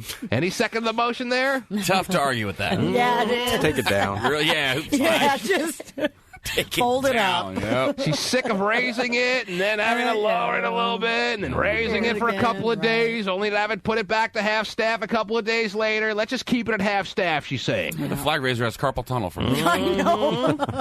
He's going in for surgery. Annette, you picked a day that it's hard to argue with, but let's try to keep our heads to some degree, all right? Annette? Man. Yes, Annette. What I'm trying to say is, it's been so long since we've had a normal day, and all these things, everybody's living their lives like nothing's happening. I mean, I just had my brother's classmate was just killed in Iraq, and everybody's living like nothing's going on, and I think that's the problem. Well, that was a point that I've made a couple of times, that this is nothing that isn't happening in the world. In Iraq, 30 people die on average pretty much every day. But this one just hit a lot closer to home, so it's a lot more tangible for us. But this opens the eyes, perhaps, to what's been going on over there. And this one is, believe it or not, even more senseless. Yeah. As senseless as some people think the war is, Terry, this one makes less sense. So it's hard not to feel a little bummed out today. I understand where you're coming from, Annette. Throw in the mass murdering and genocide in Sudan, what's going on right now, and definitely keep the flag there forever. But the world has never been completely vacant of all kinds of tragedies and issues. This is nothing new as far as that's concerned, Annette. It's always been that way. Hey, who was it who sang, "We'll start a fire"? Yeah. I don't know. Is that right? Okay. Annette. Pretty much, our schools are probably going to start looking like jails pretty soon, too. Annette's not done yet. She's got No, more. she let her go. Yes. Just, Annette, she keep needs going. to- Terry's saying you're on a roll. Don't stop now. She needs to let it off. Let off the steam. I know. Well, you know what? I just want to say, my prayers are with everybody's family, and There you even go. those who aren't dealing with it, some way or the other, something tragic happens, and there's always another day. Mm-hmm. Oh, now she's looking at the bright side. Well, what turned her around? Guess Her what? flag's back up. Yeah. Oh She's my all God. ready. Jeez, you're the one with carpal tunnel. She's recovered quick. Yeah. Joel in Bremerton, you're next. Go ahead. Yeah, give me a second here. Okay. Yeah, that's right. Shake it out. Oh, Go ahead, Joel. jeez. I understand. All right, are you ready? Yep, I'm zipping up too there, Joel. Go ahead. I just wanted to voice my opinion on how ridiculous that people are jumping to conclusions with and pointing fingers when something so tragic has just happened. And the fact that people are saying, "Oh, we need better gun control," stuff like that, and if only some of these kids were able to carry a gun, they could have popped the guy in the head. Yeah, from all sides, the gun control argument is definitely in play here. There's no doubt about it. Whatever side you're on, you seem to be able to make a case for your side based on what happened yesterday. That seems kind of interesting, that if you're on the side of there should be more available guns to those who have the right to carry them, Terry, they make their case stronger today, and those who, at least I think, have more of an angle to pursue this morning of there should be less guns available to those who are so easily able to get their hands on them, they can make their case this morning as well, yes. So I don't know how, but it feeds both sides. Right. And I'm trying to figure out what side you're on, Joel, and I can't figure it out yet. Well, I'm pick a side. I'm pro guns. Mm-hmm. But people are taking it too far, and they're already on the subject of, hey, this shouldn't have happened in the first place. If only this were to have been instated in the first place. Well, it's being tossed around here and there, not in mass force, but it's being mentioned, not just by a caller earlier, that the restriction of being able to have a firearm as a student on campus, because I believe it's a universal law that you're not allowed to have any kind of firearm in a classroom, right, Terry? Mm-hmm. On any college campus. Right. It's being tossed around that if the people in the classroom were able to carry firearms, this could have been prevented at least a much smaller scale event than what took place yesterday. What do you mean I got a D on this test? Break yourself, teacher. I'm wondering when the debate starts about, you see them in all kinds of courthouses everywhere nowadays, about the metal detector idea. When does the talk about metal detectors in every college campus, in every high school classroom or high school front door, when does that subject start being discussed, Terry? Right. Well, they're that already seems more reasonable as far as a discussion than anything else this morning. Right. Well, I think that's kind of interesting, too, that you bring that up, because there already are some, metal detectors in schools, but that they deem that are dangerous, yet, or cause a problem. Yet here you have Virginia Tech and in a beautiful, area. Oh, it's so safe. It's so quiet. Quiet. It's not in a dangerous part of town. We come here to get away from the trouble. Right. Yes. But yet you have this mass killing. So what was your point on how metal detectors, what are they saying about how metal detectors are a problem? Well, no, I'm saying that they say, you have metal detectors in schools that are supposedly the problem schools, like that where in neighborhoods where crime is high. But a very small percentage of schools right now do have metal detectors. Right? Yeah, small percentage. In single digits, would you say? Is that an estimation that seems fair, or what? What percentage of? Maybe it's mostly high schools. Not many colleges have it, but some high schools have metal detectors in place right now. Right. Well, I wonder how that's working out for those high schools. Right.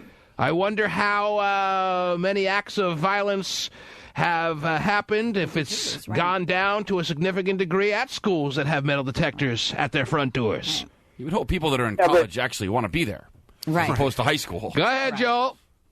Part of the problem, the majority of all of the killings wouldn't have happened if, first of all, the school had been locked down, if this had been taken care of right in the first place, because it was the same guy that went over and he went in and shot like 2 or 3 people. And that's ridiculous to fathom. The 2-hour period of where this guy was and how he was able to be roaming free into the classroom to not only shoot people up, but before chain the doors, and no one was on high alert or locking down the school. That is absolutely ridiculous to think about this morning. Now those questions have to be answered. Unfortunately, the media is going to be so just on full court press on that to the extent that it's nauseating, but they have a point, no doubt about it. Yeah. And the thing is that people are looking more along the lines of, we need better gun control, when it's actually we need better control with the counselors and the president and all that sort of stuff. Joe, no one's taking your gun away from you, all right? Well, it's ridiculous because everybody that's going to go wild with this, with all their presidential elections coming up and everything, and they're going to put this as another example of, oh yeah, we need to put more control on weapons and violence and stuff like that. When honestly, I'm more on that side. But if anything, the people who are the ones who agree with Joel that this gun control issue should be swung in his favor of feeling that people are entitled to their guns, they have a little point to make here, that here is a situation where the dude apparently who did all these shootings that took his own life eventually was on a visa, and I don't think you can legally purchase a firearm if you're in this country on a visa. Yeah, probably not. Borat tried. Yeah. So that's If you remember. That's going to feed the argument of those who feel entitled to have their guns, wanting the need to protect themselves from the bad guys who are going to get their guns anyway. You still get to shoot the Schmidt ice cans in your backyard that you line up. Right. Schmidt. Joel, I thank you for the call, sir. Yeah, thank you. Hey, I just wanted to say I absolutely love your show. I try and listen to it every morning when I can. Oh, that's nice. And I can't get enough of it. So. Oh, well. Can't get enough of it. Okay, only listen when you can, though. We're coming over later. Be ready. Yeah. Here we are. Let's talk. Actually, I've had enough of you guys. Can you leave now? Right. We'll see. I thought you were making grilled cheeses. Right. David in San Jose, you're next. What do you got? Sounds good. I just wanted to make a comment about the female DJs. Oh, yeah. Oh, here we go. Oh, he called Vinnie a female DJ. If you bring up Spinderella, I'm going to puke. Go ahead. Well, actually, I know a couple of female DJs that are pretty... Someone's mixing him right now. I know. Yeah. On the ones and twos. Go ahead, David. What the hell was that? I have no idea. Yeah, Wickety. Terry remembers him back in the day. Go ahead. Yes, your line is breaking up a little bit, She David. remembers Go the ahead. discotheque. Oh, okay. Can you hear me now? Yeah, I think maybe that's just the way he talks. Okay. Yeah. Go ahead, David. So there's this one DJ Irene, and she's based out, I believe, out of Los Angeles. All right. And she's kind of a club trance DJ, and she's like one of the best DJs I've ever heard, like ever DJ. I don't even really like that kind of music, and that's like when I heard her DJ. How about that, Vinnie the Pooh? I was actually... Yes, here's her website. You can't hold a candle to... What was her name again? Irene. DJ Irene. I was kind of... Irene! Come on, Irene. I was kind of referring to hip-hop clubs, obviously. He looks down upon trance DJs. No. They make more money But than you me. look down upon their skills. No. Yeah, you do. Just admit I it. look down upon their skills. They're in a different League. Admit it. They just happen to run in a different lane. Do you see them than as we do. Bush League, yes or no? Do you see them as the minor leagues as far as DJs, yes or no? See, you can mix trance records with your feet. My feet. No, they do. Have you heard of DJ Irene or no? It sounds familiar, but I thought Irene was like a producer and not necessarily a big DJ. I have her website up. Oh, wow. Terry. She has a mic. Terry. Knows how to use the internet. Job. Terry's got her website. I was just giving some information. What was the information? What is she going to do? No, She has a website. Okay. Oh, God, forget it. If she has a website, she's big time. No, I mean, she's... Vinnie doesn't have a website. Yeah, I do. Vinnie the Pooh has a website. That's right. Crazy. She's got 6. Go ahead. Yes, Terry. No, I was just... She's definitely looks like hardcore, like... Oh, jeez. That was the I don't know. No, I mean... She may be a man, is what you're saying. Yeah, okay. Well, where's she going to be this weekend? Let's go. I want to go check out DJ Irene. Let's do it. She just kind of, in her biography, she just Yeah, she's got nothing going on this weekend. Well, her tour dates section is blank. Yeah. So That's not a So good there sign. you go. 5 years. Hey, I'll David, be in my house. Apparently, you can hire her for your little party on the block this weekend. Oh, it's $48 David? plus travel. Yeah. She's not booked, it seems like. On her schedule, it's not filled in. Where'd you see her, David? Doesn't bode well for DJ Irene, David. Where'd you see her? You saw her in L.A.? Yeah, I think so. You don't remember? What? You don't remember where you saw her? You said you saw her. Where'd you see her? Oh, no. I saw her on online, like on a video, on YouTube, and like one of her. Well, I saw Gary Coleman DJing at a club on YouTube. What does that mean? Yeah. By the way, that's a great video. Gary Coleman, remember what you talk about, Willis? Right. He was getting it done. Do you see that? You see that on YouTube? I think I know what you're talking about. Mm-hmm. Check it out, Stephen. It's there. Yeah, I'm going. Okay. Talks about DJ Irene. Yes. Well, thanks for the word, David. Thanks for the scoop. No problem. All right. Well, good to know she's had a difficult childhood and methamphetamine addiction to become one of the best-selling female DJs in the world. Good for her. That's good for her. Whatever. Everyone's had difficult childhoods. Okay. Not impressed. Jake in North Bend, what do you got? DJ Flip. Yeah, what up, T-Man? How are you, sir? Doing pretty good. I got a question for you. All right. Well, I've been thinking on this Virginia Tech deal, and it's got me wondering, how's Terry's cams looking today? How are Terry's cams looking? I'm sure that's what everyone who tunes into CNN, MSNBC, Fox News, when they watch the reports on this situation, Terry, the first thought that comes to their mind is, how are Terry's jugs? They're good. Thanks for asking. All right. Still intact. Well, he dropped off the line, so I guess he said what he had to say, and he ran for the hills. Got all he needed. Rick in Seattle, yes. Yeah, T-Man, everybody's talking about gun control. I mean, you can make an argument, like you say, for both sides, but what about the sponsor that hosted this kid? You know, where, you know, have they started looking to see where he got the guns from in the first place? Well, I'm sure all kinds of background information is going to come out on this particular individual over the next 24 to 48 hours, and we're going to know more than we need to ever know about this guy. And one other thing before I'm off. Yes? Is that another thing that these people need to start looking at the parents at home. Because when I was brought up, the belt and the whip was there, you know, for you on your butt. They call the hearing aids. These parents nowadays seem to be more afraid of their kids than they are afraid of anything else. How does that pertain to the Virginia Tech massacre? I'm just wondering. You think somewhere back in the day when he was born and raised in South Korea, he should have gotten whipped a little more and he would have been a little bit more disciplined here when he came over to the States? Sounds like it. Well, I mean, from like I say, from where I grew up, you know, we were disciplined, but we weren't, you know, in the challenge. How does every political argument all of a sudden come to the forefront this morning, even ones that don't seem to make any sense? I think Barack Obama should bring up the whole belt thing. I just think everyone needs to get whipped, man. Yep. Definitely a case for pro-choice. Right. And stop with these abortions. This wouldn't happen. Right. Or maybe the opposite. I'm just wondering how all of a sudden every political argument gets thrown in the fire now. The T-Man Show.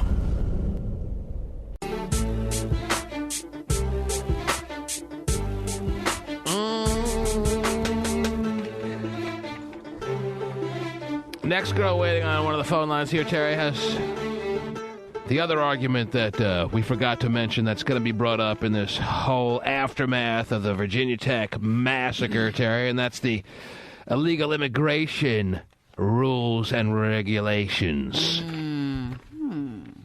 You want to go to that call immediately? Sure, they took our jobs. How do you pronounce your name? Lasharel? Lasharel. Yes, and you're calling from San Leandro. Yes, I'm calling from San Leandro. And how can I be of some help this morning, baby? I just wanted to say that he's from South Korea, and I feel he shouldn't have been allowed to be here unless he was thoroughly evaluated mentally and everything, because we let a lot of people come to our country, and a lot of bizarre things happen.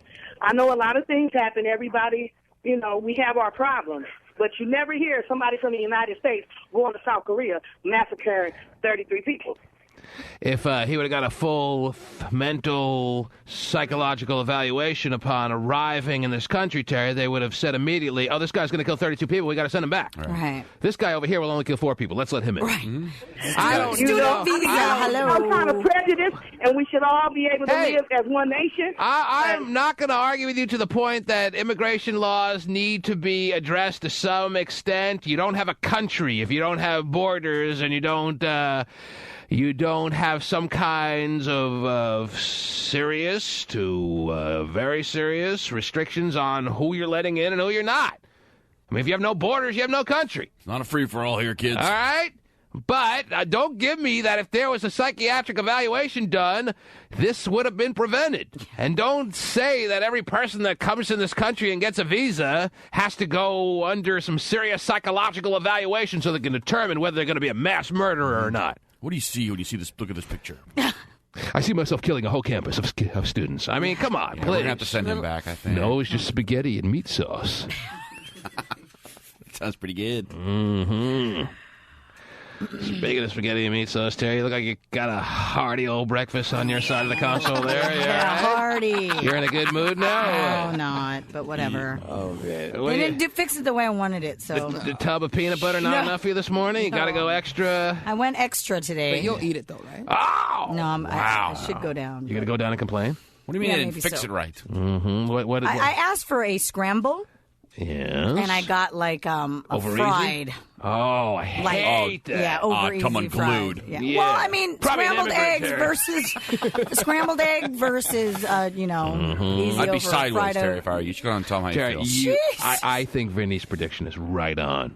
Yeah, we'll eat it with no qualms. Faraz from Seattle, yes. Is it Faraz? Yes, this is Faraz. How are you, Faraz? Good. How are you, T-Man? Good. What can I do for you this morning, sir? I was just calling. I wanted to make a point. I was a UW student a year ago, and the whole ordeal with locking down the school. I mean, in hindsight, that's what should have been done. I'm not saying that it shouldn't have been done, but the magnitude at which Not even in hindsight, though, Faraz. I'm sorry, I got to stop you. You got to be able to have the foresight that's aware enough that when two people are murdered on your campus, even if it's in the dorms, you lock down the entire school and you cancel classes. That should be a policy that's in place, and it shouldn't have to be realized in hindsight. Continue on. But the point I'm trying to make is that, like at the UW, in order to lock down a school with thousands and thousands of students, it takes money, it takes manpower, it takes so much. So if there's a bomb threat, or if there's and these someone being schools shot, are making a lot of money, and if UW or Cal Berkeley, these massive-sized schools, if this happens, they have to have procedure in place. Now, maybe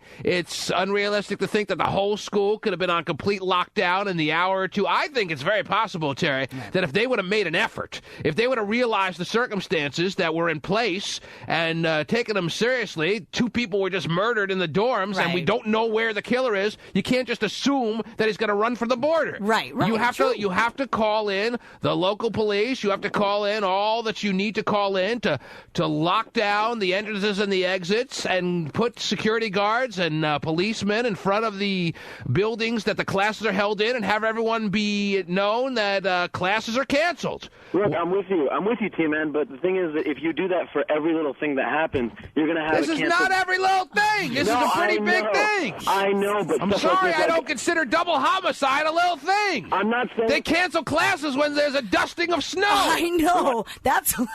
Well, actually, they don't. They delayed that when I was at the UW when it snowed a little bit. That big blizzard. You must be thinking of a different dusting, but go ahead. I'm just saying that, this is terrible tragedy, obviously. I'm not trying to downplay it, but what I'm saying is that if there was a bomb threat, or if someone gets shot, or if something goes wrong, if they're going to lock down the school every time that happens, we're talking, several days of classes, weeks of classes being delayed, and people's schedules and stuff. I mean, I'm not saying that's good, but I'm saying that, that's what it's going to take, and I don't know if people in the bigger picture are going to be like, whoa. Raj, I'm sorry that I'm able to identify that there's a tangible difference between an actual, right in front of your face, double homicide that has taken place, and a bomb threat that should be treated on some different level. I'm not saying you just dismiss a bomb threat, but you handle each situation accordingly. And a double homicide that, wasn't a threat, it actually happened at 7 a.m., should not lead to no action taking place, which then puts in play the possibility of 30-some-odd kids being shot in a classroom.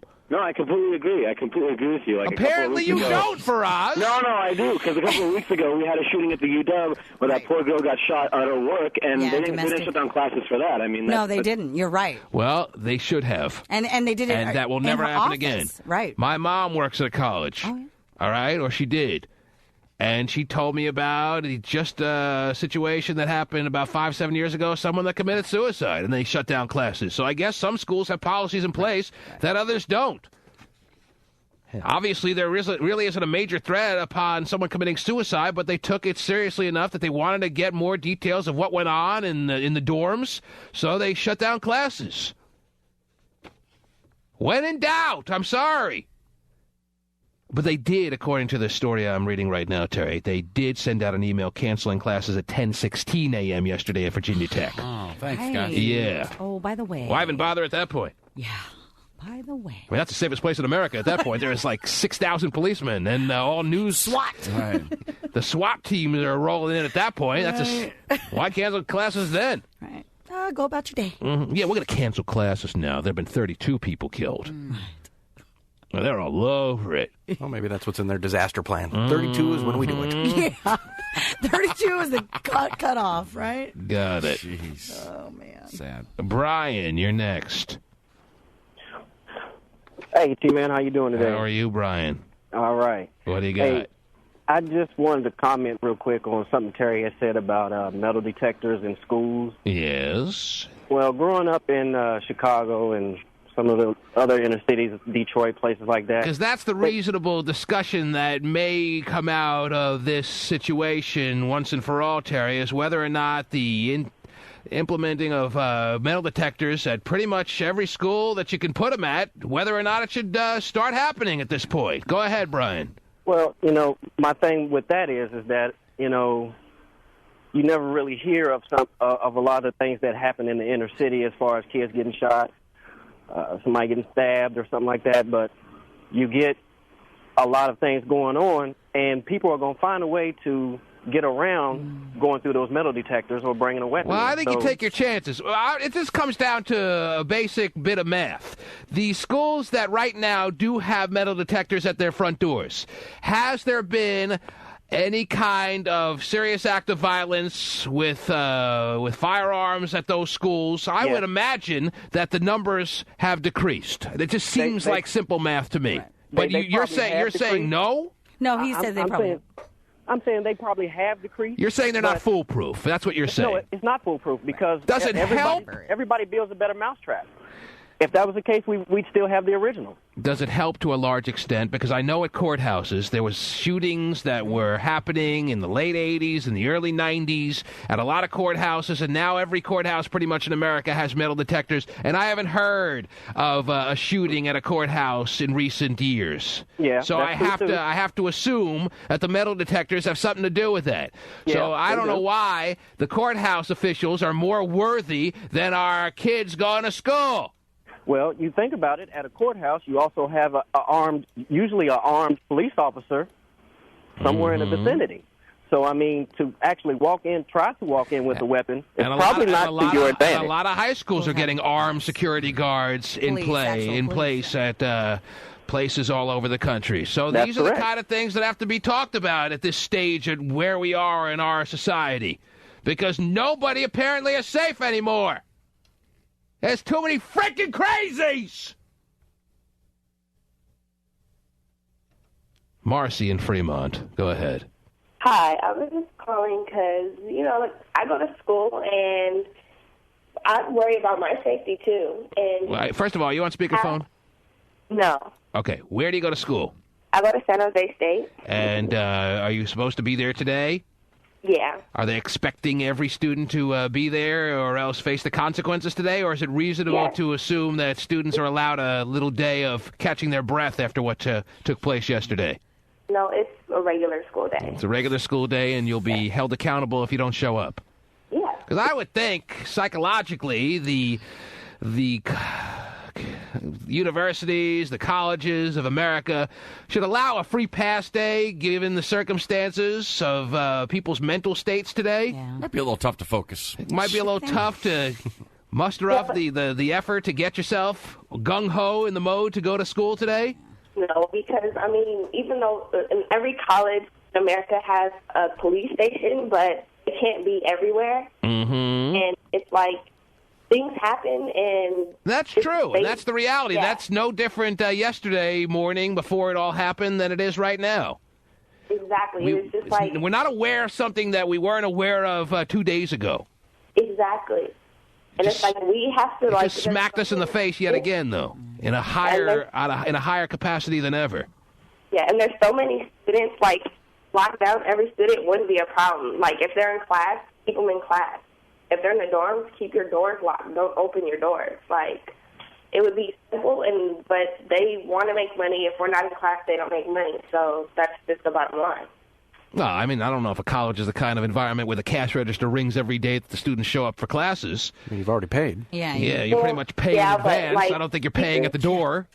Yeah, the cover charge today has been upped. Right. Seriously, you have tests, you have books, you have to pay for the littlest thing. I understand. It's crazy. I understand. So they want to keep you going from class to class. I get it. Well, Marcy, I hope you have a reasonably good day under the circumstances at San Jose State today. Okay. What year are you in? I'm a sophomore. And what are you working towards? Actually, I'm working towards broadcasting and marketing. Really? Yeah. You want to be the next Terry Free?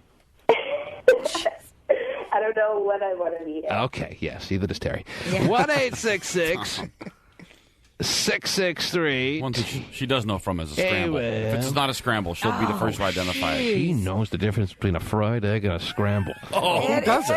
Yeah, easy who to tell. doesn't? Come on. She is not going to tolerate asking for Would a you scramble like me to call down there? and getting a fried egg. Terry, I know who you're talking about, and I happen to like the guy down there. I do, too. As much as he doesn't have on a regular basis the ability to scramble as opposed to fry. No, I actually He's don't. A good guy. I don't Yes, blame he him. is. I don't think it was he who did it. Well, per it's se. his joint, so he's ultimately responsible, right or wrong. Correct. She'll be getting to the bottom of it, don't worry. How could they do this? They're just messing with you on purpose? I think so. You want to call him right now? See if he wants to talk about it? Sure. Call up and order a fried egg and see what you get. Yeah, I'll get him. Get me a fried egg pasty. Perfectly scrambled, yes. I mean, Do we have his number or what? yeah. You have his number? Oh. You don't think she's got that memorized? Mm-hmm. Yeah, because I've had to call for breakfasts for everybody in here before. Oh, jeez. So don't act like you don't eat, Mr. I Skinny don't over eat. here. I don't eat. Wow, she called you Mr. Skinny. Yeah, I've never been called that, so I like that. I don't even have the time to call right now. Let me wait a second. Let me go to Mary real quick in Seattle. You're next. Yes, Mary. Mary! Yes. Hi. You're up. Oh, hey, I just wanted to say that I just feel that as a society, we accept violence every day, just in the movies that we watch. And, I mean, action movies are probably the highest-selling movies out there. Here's the other argument we forgot about. Should we blame Hollywood? Should we blame the television and blame the video game industry? Mm-hmm. Should we blame all that culture has provided for us as far as entertainment is concerned? That makes this somewhat of a regular, everyday occurrence as far as all that we're doing out there, the movies we watch and the games we play. Yeah, because when I used to play Frogger, I used to try to cross the freeway all the time. That's right. My mom used to get Sometimes so you made pissed. it. Sometimes you got squashed by a semi. But luckily, you're a balanced individual, and it didn't affect you. Right. Mm-hmm. That's the difference. Is that the extent of your point, Mary, or you got more?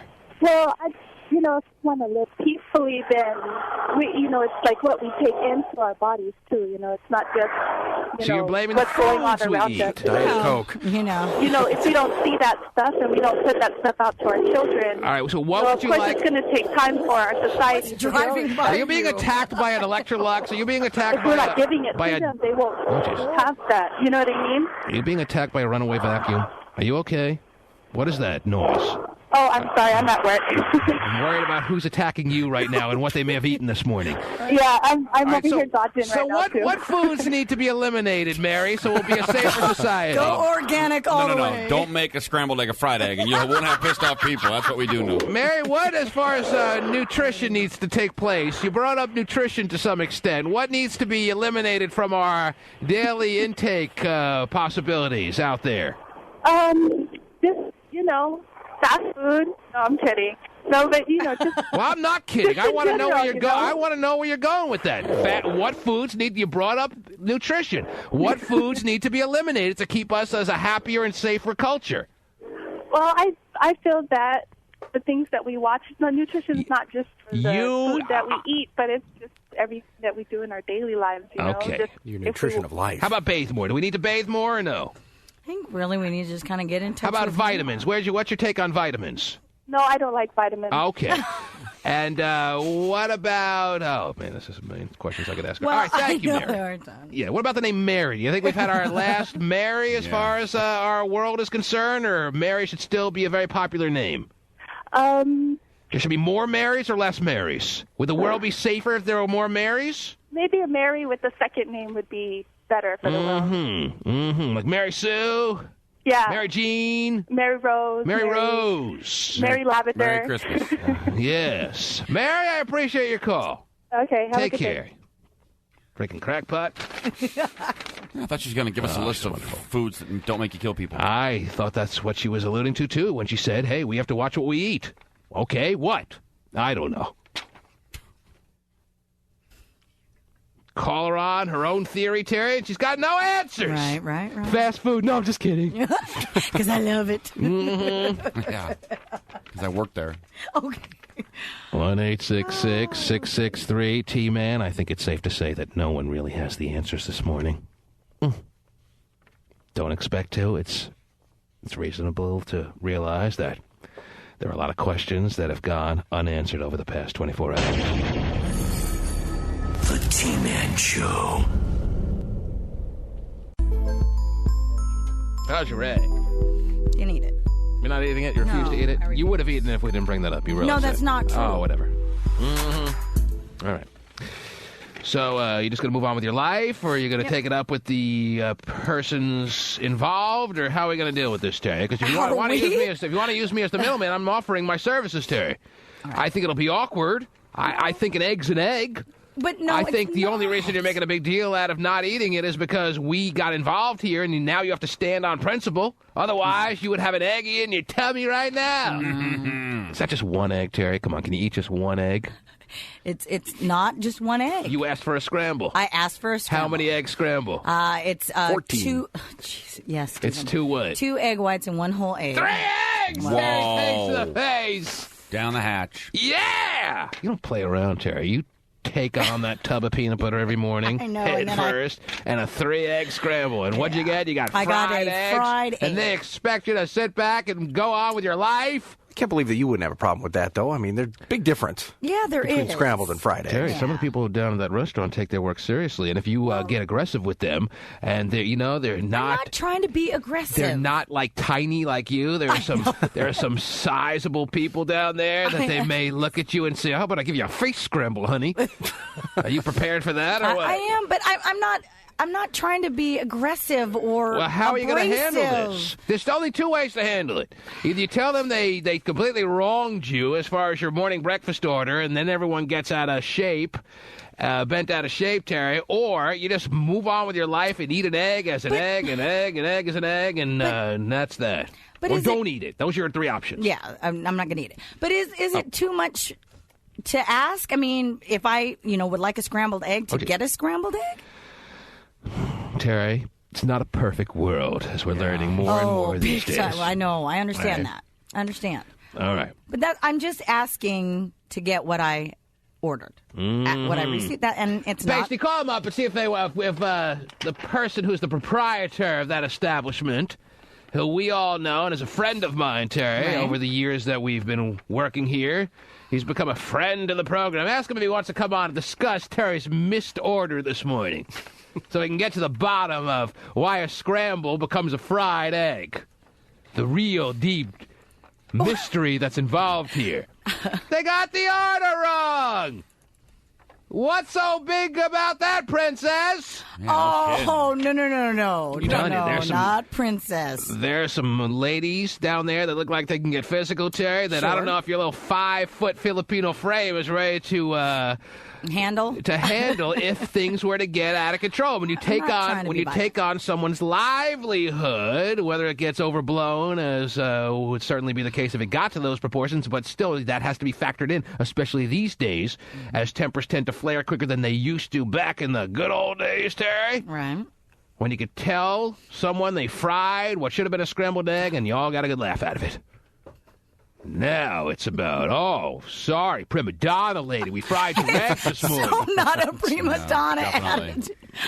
Steven. Mm-hmm. Yeah, I'm on your side, man. I mean, it's like one thing if you order an entree for like $39.95, you kind of want it the way, you want it. You're deserving more if you put up top dollar as far as the missed entree is concerned, Terry. But your $3 fried egg, no one's really shedding a tear over this one. I'm sorry. People that complain at like fast food restaurants, well, you paid 99 cents for it. Shut up.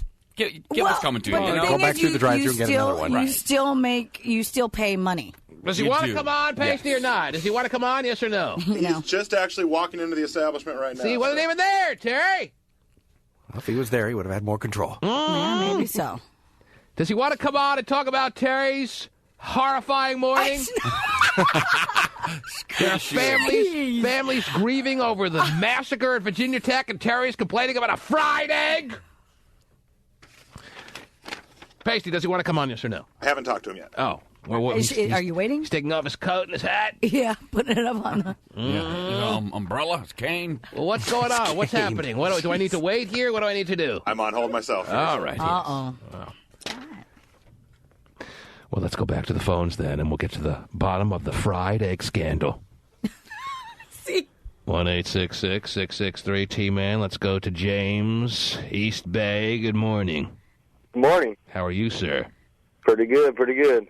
What can I do for you, my friend? No, I just want to talk about this whole massacre thing, and it kind of upsets me because I think people just don't see the red flags when they're coming. They're standing right there in front of you. What red flags were missed that James in East Bay was able to pick up on that were missed by those that could have done something? Definitely. What red flags were missed, James, that you're able to have a sixth sense on that others missed? Well, the guy didn't wake up that morning and decide he was going to go kill a bunch of people. I mean, that's obvious. Right. This thing was planned out. He had to talk to one or two people. But if you were on the scene, you would have picked up on signs that this guy was unstable and the day was coming where he was going to shoot up the school. It's something you can pick up. I definitely think that. Mm-hmm. Definitely. James, there are 26,000 students on this campus. There are more at other campuses. There are big groups of people. There are people all over the world. You're telling me the next person, if he comes in contact with you, who's potentially going to go on some kind of shooting spree, you'll be able to spot it in a heartbeat, or what is it going to take? If I'm close to this person, I think it would be very easy to figure out. So there were some people close to this person, and they missed the ball. They dropped the ball in not seeing what needed to be seen before things got out of hand. That's your position on this. I mean, definitely. The guy had to talk to somebody about it. I mean, he didn't just, like I said, wake up and do it. He talked to somebody about it, and somebody knew about it. I don't think that's necessarily a certainty here that he talked about what he was going to do before he did what he did yesterday. I think the likelihood is that the chances of that being true are very, very slim. I mean, it's not out of the realm of possibility, but I think the likelihood is very much towards the side of he's told nobody what he was going to do. Actually, I told you my theory on all this, Terry, and my theory is in this situation not a premeditated as far as massive planning as far as this Virginia Tech situation is concerned. My theory, again, is that there was some kind of problem, obviously, with this girl who was the first one murdered. Whether he was obsessed with her and stalking her, or he was formerly her boyfriend and things had gone askew, or they were just boyfriend and girlfriend who had an argument, and he killed her. And then the RA stepped in, because RAs tend to get involved on what's going on the floor. Right. And he got killed. And then 2 hours elapsed, Terry, and I think this dude realized, well, I could run for it, but I'm going to get caught and spend the rest of my life in jail, or I'm going to go out in a blaze of glory and kill myself. And I think that's the option he chose for whatever twisted reason. That's my theory on what happened here. Now, there's bits of evidence that go against my theory that I'm aware of. But until I hear more, that's what I'm assuming happened here. Well, I have a personal issue that actually relates me to something in this direct incident, not this incident itself, but my daughter had the same thing happen to her. She was threatened, and the school did nothing about it. And if whatever something like this were to happen, and then you say, hey, look, the red flag was there. We told you guys didn't say anything about it. Well, did you take your daughter out of the school? Did you, even though they didn't seem to be acting, did you do anything? Oh, definitely. We pulled her out of the school. You did? Most definitely. Mm-hmm. Oh, yeah. The principal said, "Oh, it's no big deal, and we don't think it's an issue." And I said, "Well, look, if you had your daughter in that school, would you let her go to that school if you knew she'd been threatened that they're going to cut her face and they're going to kill her teacher?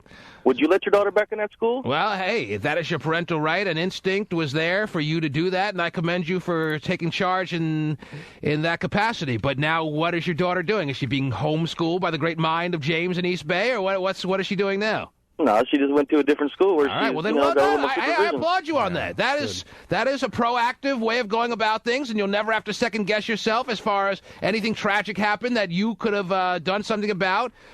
You had the foresight to at least take away any drastic possibility that could have happened. I'm all for that. Well, I can protect my daughter, but I feel bad for the other people who don't know about this situation because the media wouldn't air it, the school wouldn't tell the parents about it. So what if this stuff happens and these people are upset that, hey, we never even knew about it? But there's a big shade of gray between being proactive and being one who's on top of things and being overly paranoid and having your life be run by all kinds of fears. Where do you draw the line? I haven't the answers, James. Thank you for the call. Thank you. I think James did the right thing. If some dudes threaten his daughter at school, what is he supposed to hope every day that she comes home okay? Right. He did what his heart told him to do. He put her in a different school.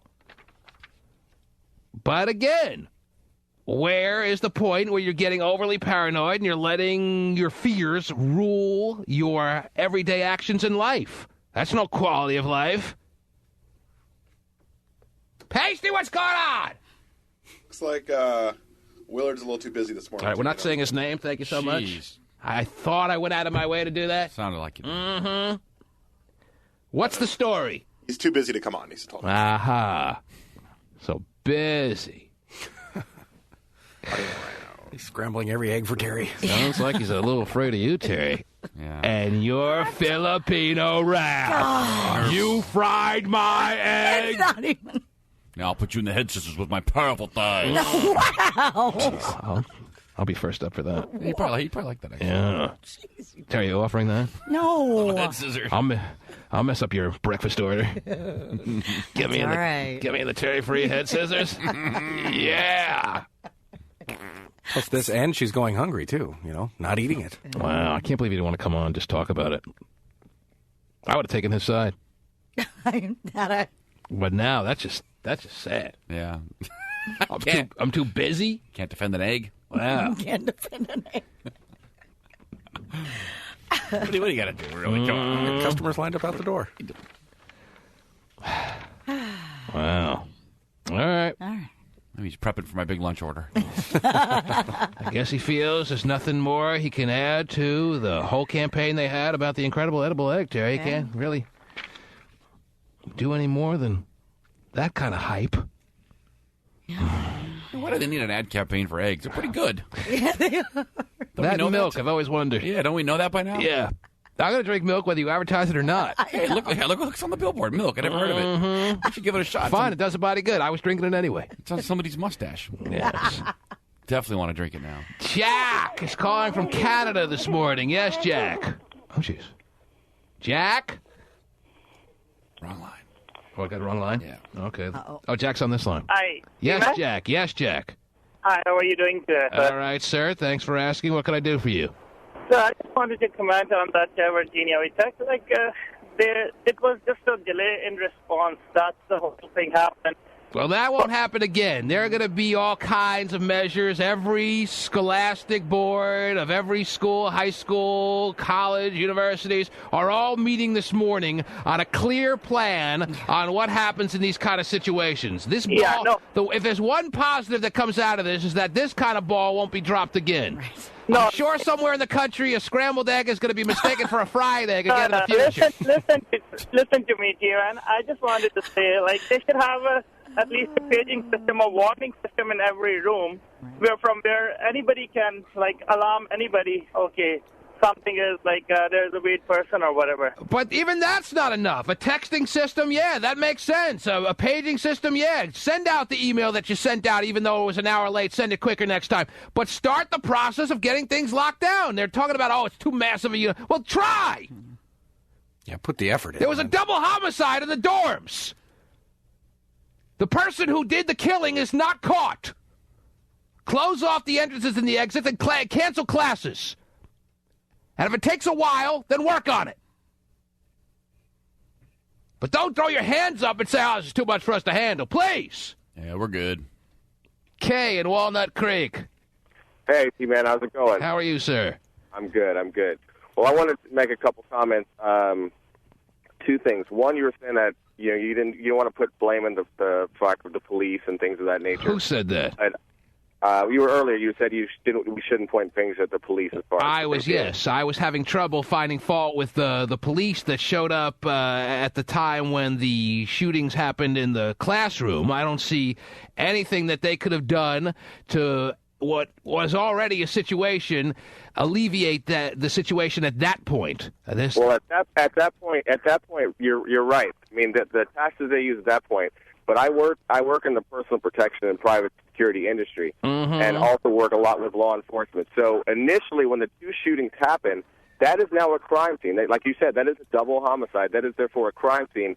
Therefore, even if the school administration, are like, we're not going to do anything, the police should have stepped in and said, well, this is now a crime scene. We need to set the perimeter. That we said. Somebody needed to step up there and figure out that this whole university needed to be locked down. Therefore, I mean, if he would have killed the two people and then killed himself right there initially, then yeah, okay, now the killer is now in custody or dead. But he wasn't in custody, therefore it should have been a crime scene. They should have been setting a perimeter at that time to search for him. And if they would have done that, then there would have been police officers and security agents throughout the campus, and then he would not have been able to lock the doors. I don't see how anyone can disagree with that. Right. I think everyone who has a reasonable mind has to agree with that. And the fact that they didn't do anything close to that is absurd. And the media is going after, like the jackals that they are, big time on this theory, but they're right.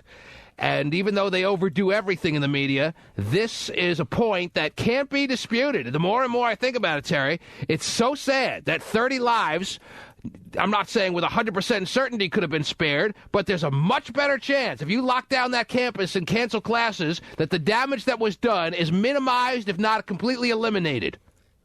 So that's really sad to have to look back and think about. Very much so. I mean, and then the second point I had was, as far as the gun control goes, I carry a firearm every day for work, and the amount of state and federal restrictions that are put on law enforcement, private security companies, and all these different things as far as firearms are so restrictive and choking. And when you have situations like this, I mean, as far as campus security goes, there's so many state and federal regulations that don't allow the campus security to have firearms and different things of that nature. And if you employ the training and reduce the restriction laws on companies and campus securities and law enforcement as far as firearms, you're going to minimize your response time because you have a campus like this, small city, for say like 26,000 people. Right. The campus security isn't armed if they have a few police officers here and there scattered out. Is campus security usually armed? I think the campus security more and more these days. Police, I think even the on-campus security, they're not just security rent-a-cops anymore like they were back 10, 20, 30 years ago. I think they're all armed now, or a lot of them are. Some of them are, but I'm saying there's still so many restrictions that are put on by the state and the federal government against that and this kid who has this firearm who did this killing, his gun wasn't registered. You can't get a registered firearm and not being a citizen because you have to do an ATF background. Okay, thank you for the call. Cream in Seattle. Cream is next up, Terry. Wow. Cream, are you there? Cream is gone. Oh. Can't really expect to establish any reasonable points when you start off by telling everyone your name is Cream, Terry. So what are you going to do with that egg? I don't know. See if Hotshot wants it. Should we take it out back and give it a proper burial? Of course I do. You can scramble it up yourself. Oh, it's a little late for that. I'm not picky. Terry, not the typical program that we've conducted this morning under the circumstances. Everybody on every phone line has their thoughts that I feel must be heard. And I'm enjoying hearing everyone's perspective on this. In a very tragic situation, it's good to have discussion on these kind of mornings. Who's next? Mike and Hayward. Hey, good morning, T-Man and Joe. How are you, sir? I'm well. How are you? Good, thanks for asking. I had a lot to add to the last caller's piece from Walnut Creek about the campus police department. Well, you've been on hold for about an hour, I see, so you obviously have more to say than that. Well, no, that's why I called. Virginia Tech has its own police department of more than 100 officers. Wow.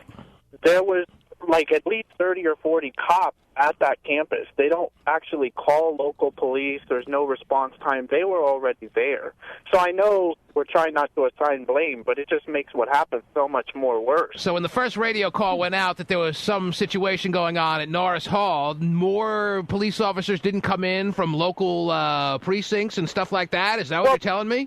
They may have, but they don't necessarily jump over jurisdiction. But your suggestion is that this kind of school and schools as big as this have their own police office that should be able to respond, and you're feeling that the response was underwhelming even after the first bullets were fired in Norris Hall, or what?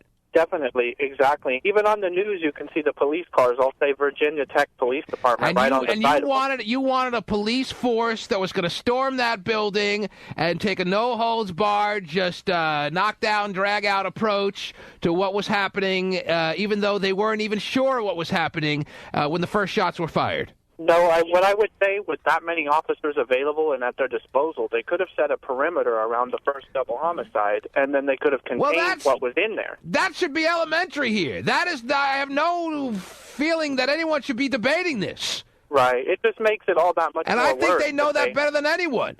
Right. And the fact that it's not hindsight, it's not Monday morning quarterbacking. They should have had the foresight to be realizing this is a reasonable response to a double homicide in the dorms. Right, right.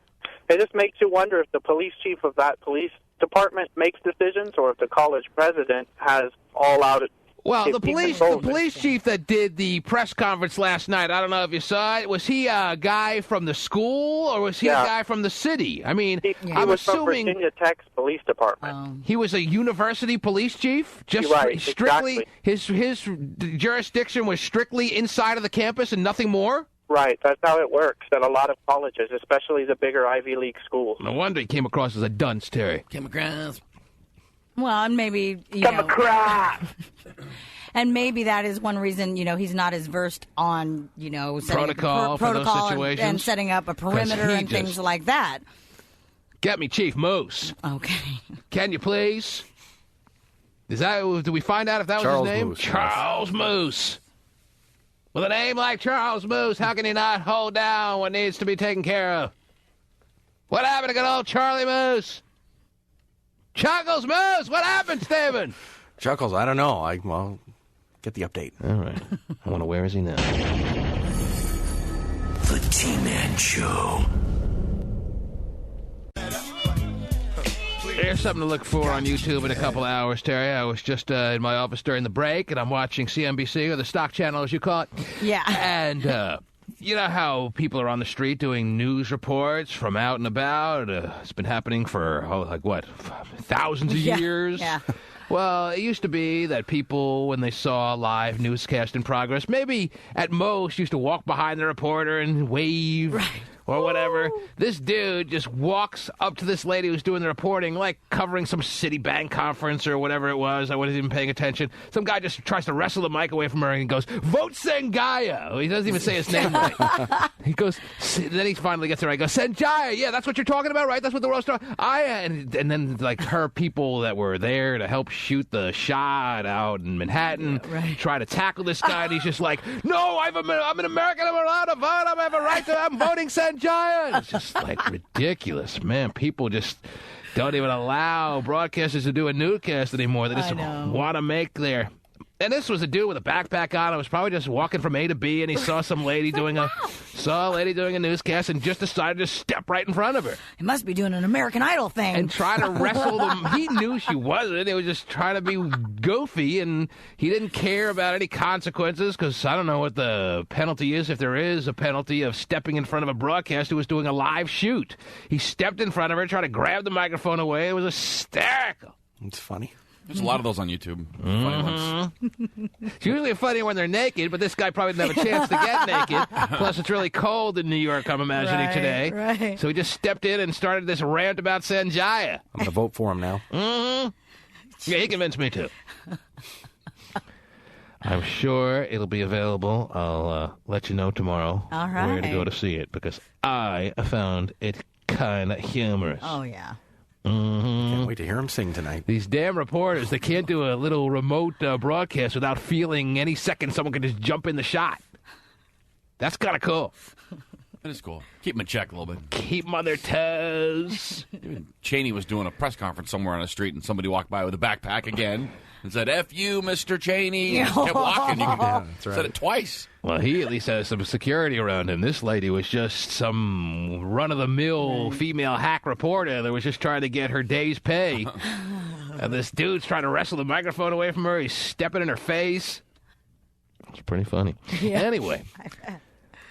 Hopefully those situations don't get dangerous for these little hack reporters, though. Right. Anyway, 1-866, because you never know these days, man. No kidding. Everyone's on guard. This guy was just trying to be a goof, but who knows what's going to happen next. 1-866-663-T-Man. There's been a lot of people waiting, Terry, but look at the time. We don't have much time to play with. I can give people a couple people 20 seconds here. Then give away some tickets. We'll do a little global bomb moment and see who dials in first. But William in Vashon Island's been waiting forever. You got 20 seconds. Go. Hey, T-Man. Yes, sir. I love your show. So, I just want to know if the world's thinking about that this guy just set, maybe he just set the precedent for the way the world's going to get back at us. I mean, this looks like an act of terrorist more than anything. I mean, this guy had a premeditated plan. So because it turns out that the shooter at Virginia Tech was Korean, you think this is the initial salvo and escalated? I think everybody in Korea is putting up posters of this kid right now and saying, damn, we just scored one for the home team. Mm-hmm. North and South Korea are a little bit different. It's not just Korea. Well, no, I know, but you know how people do suicide to try and get their cause on the air?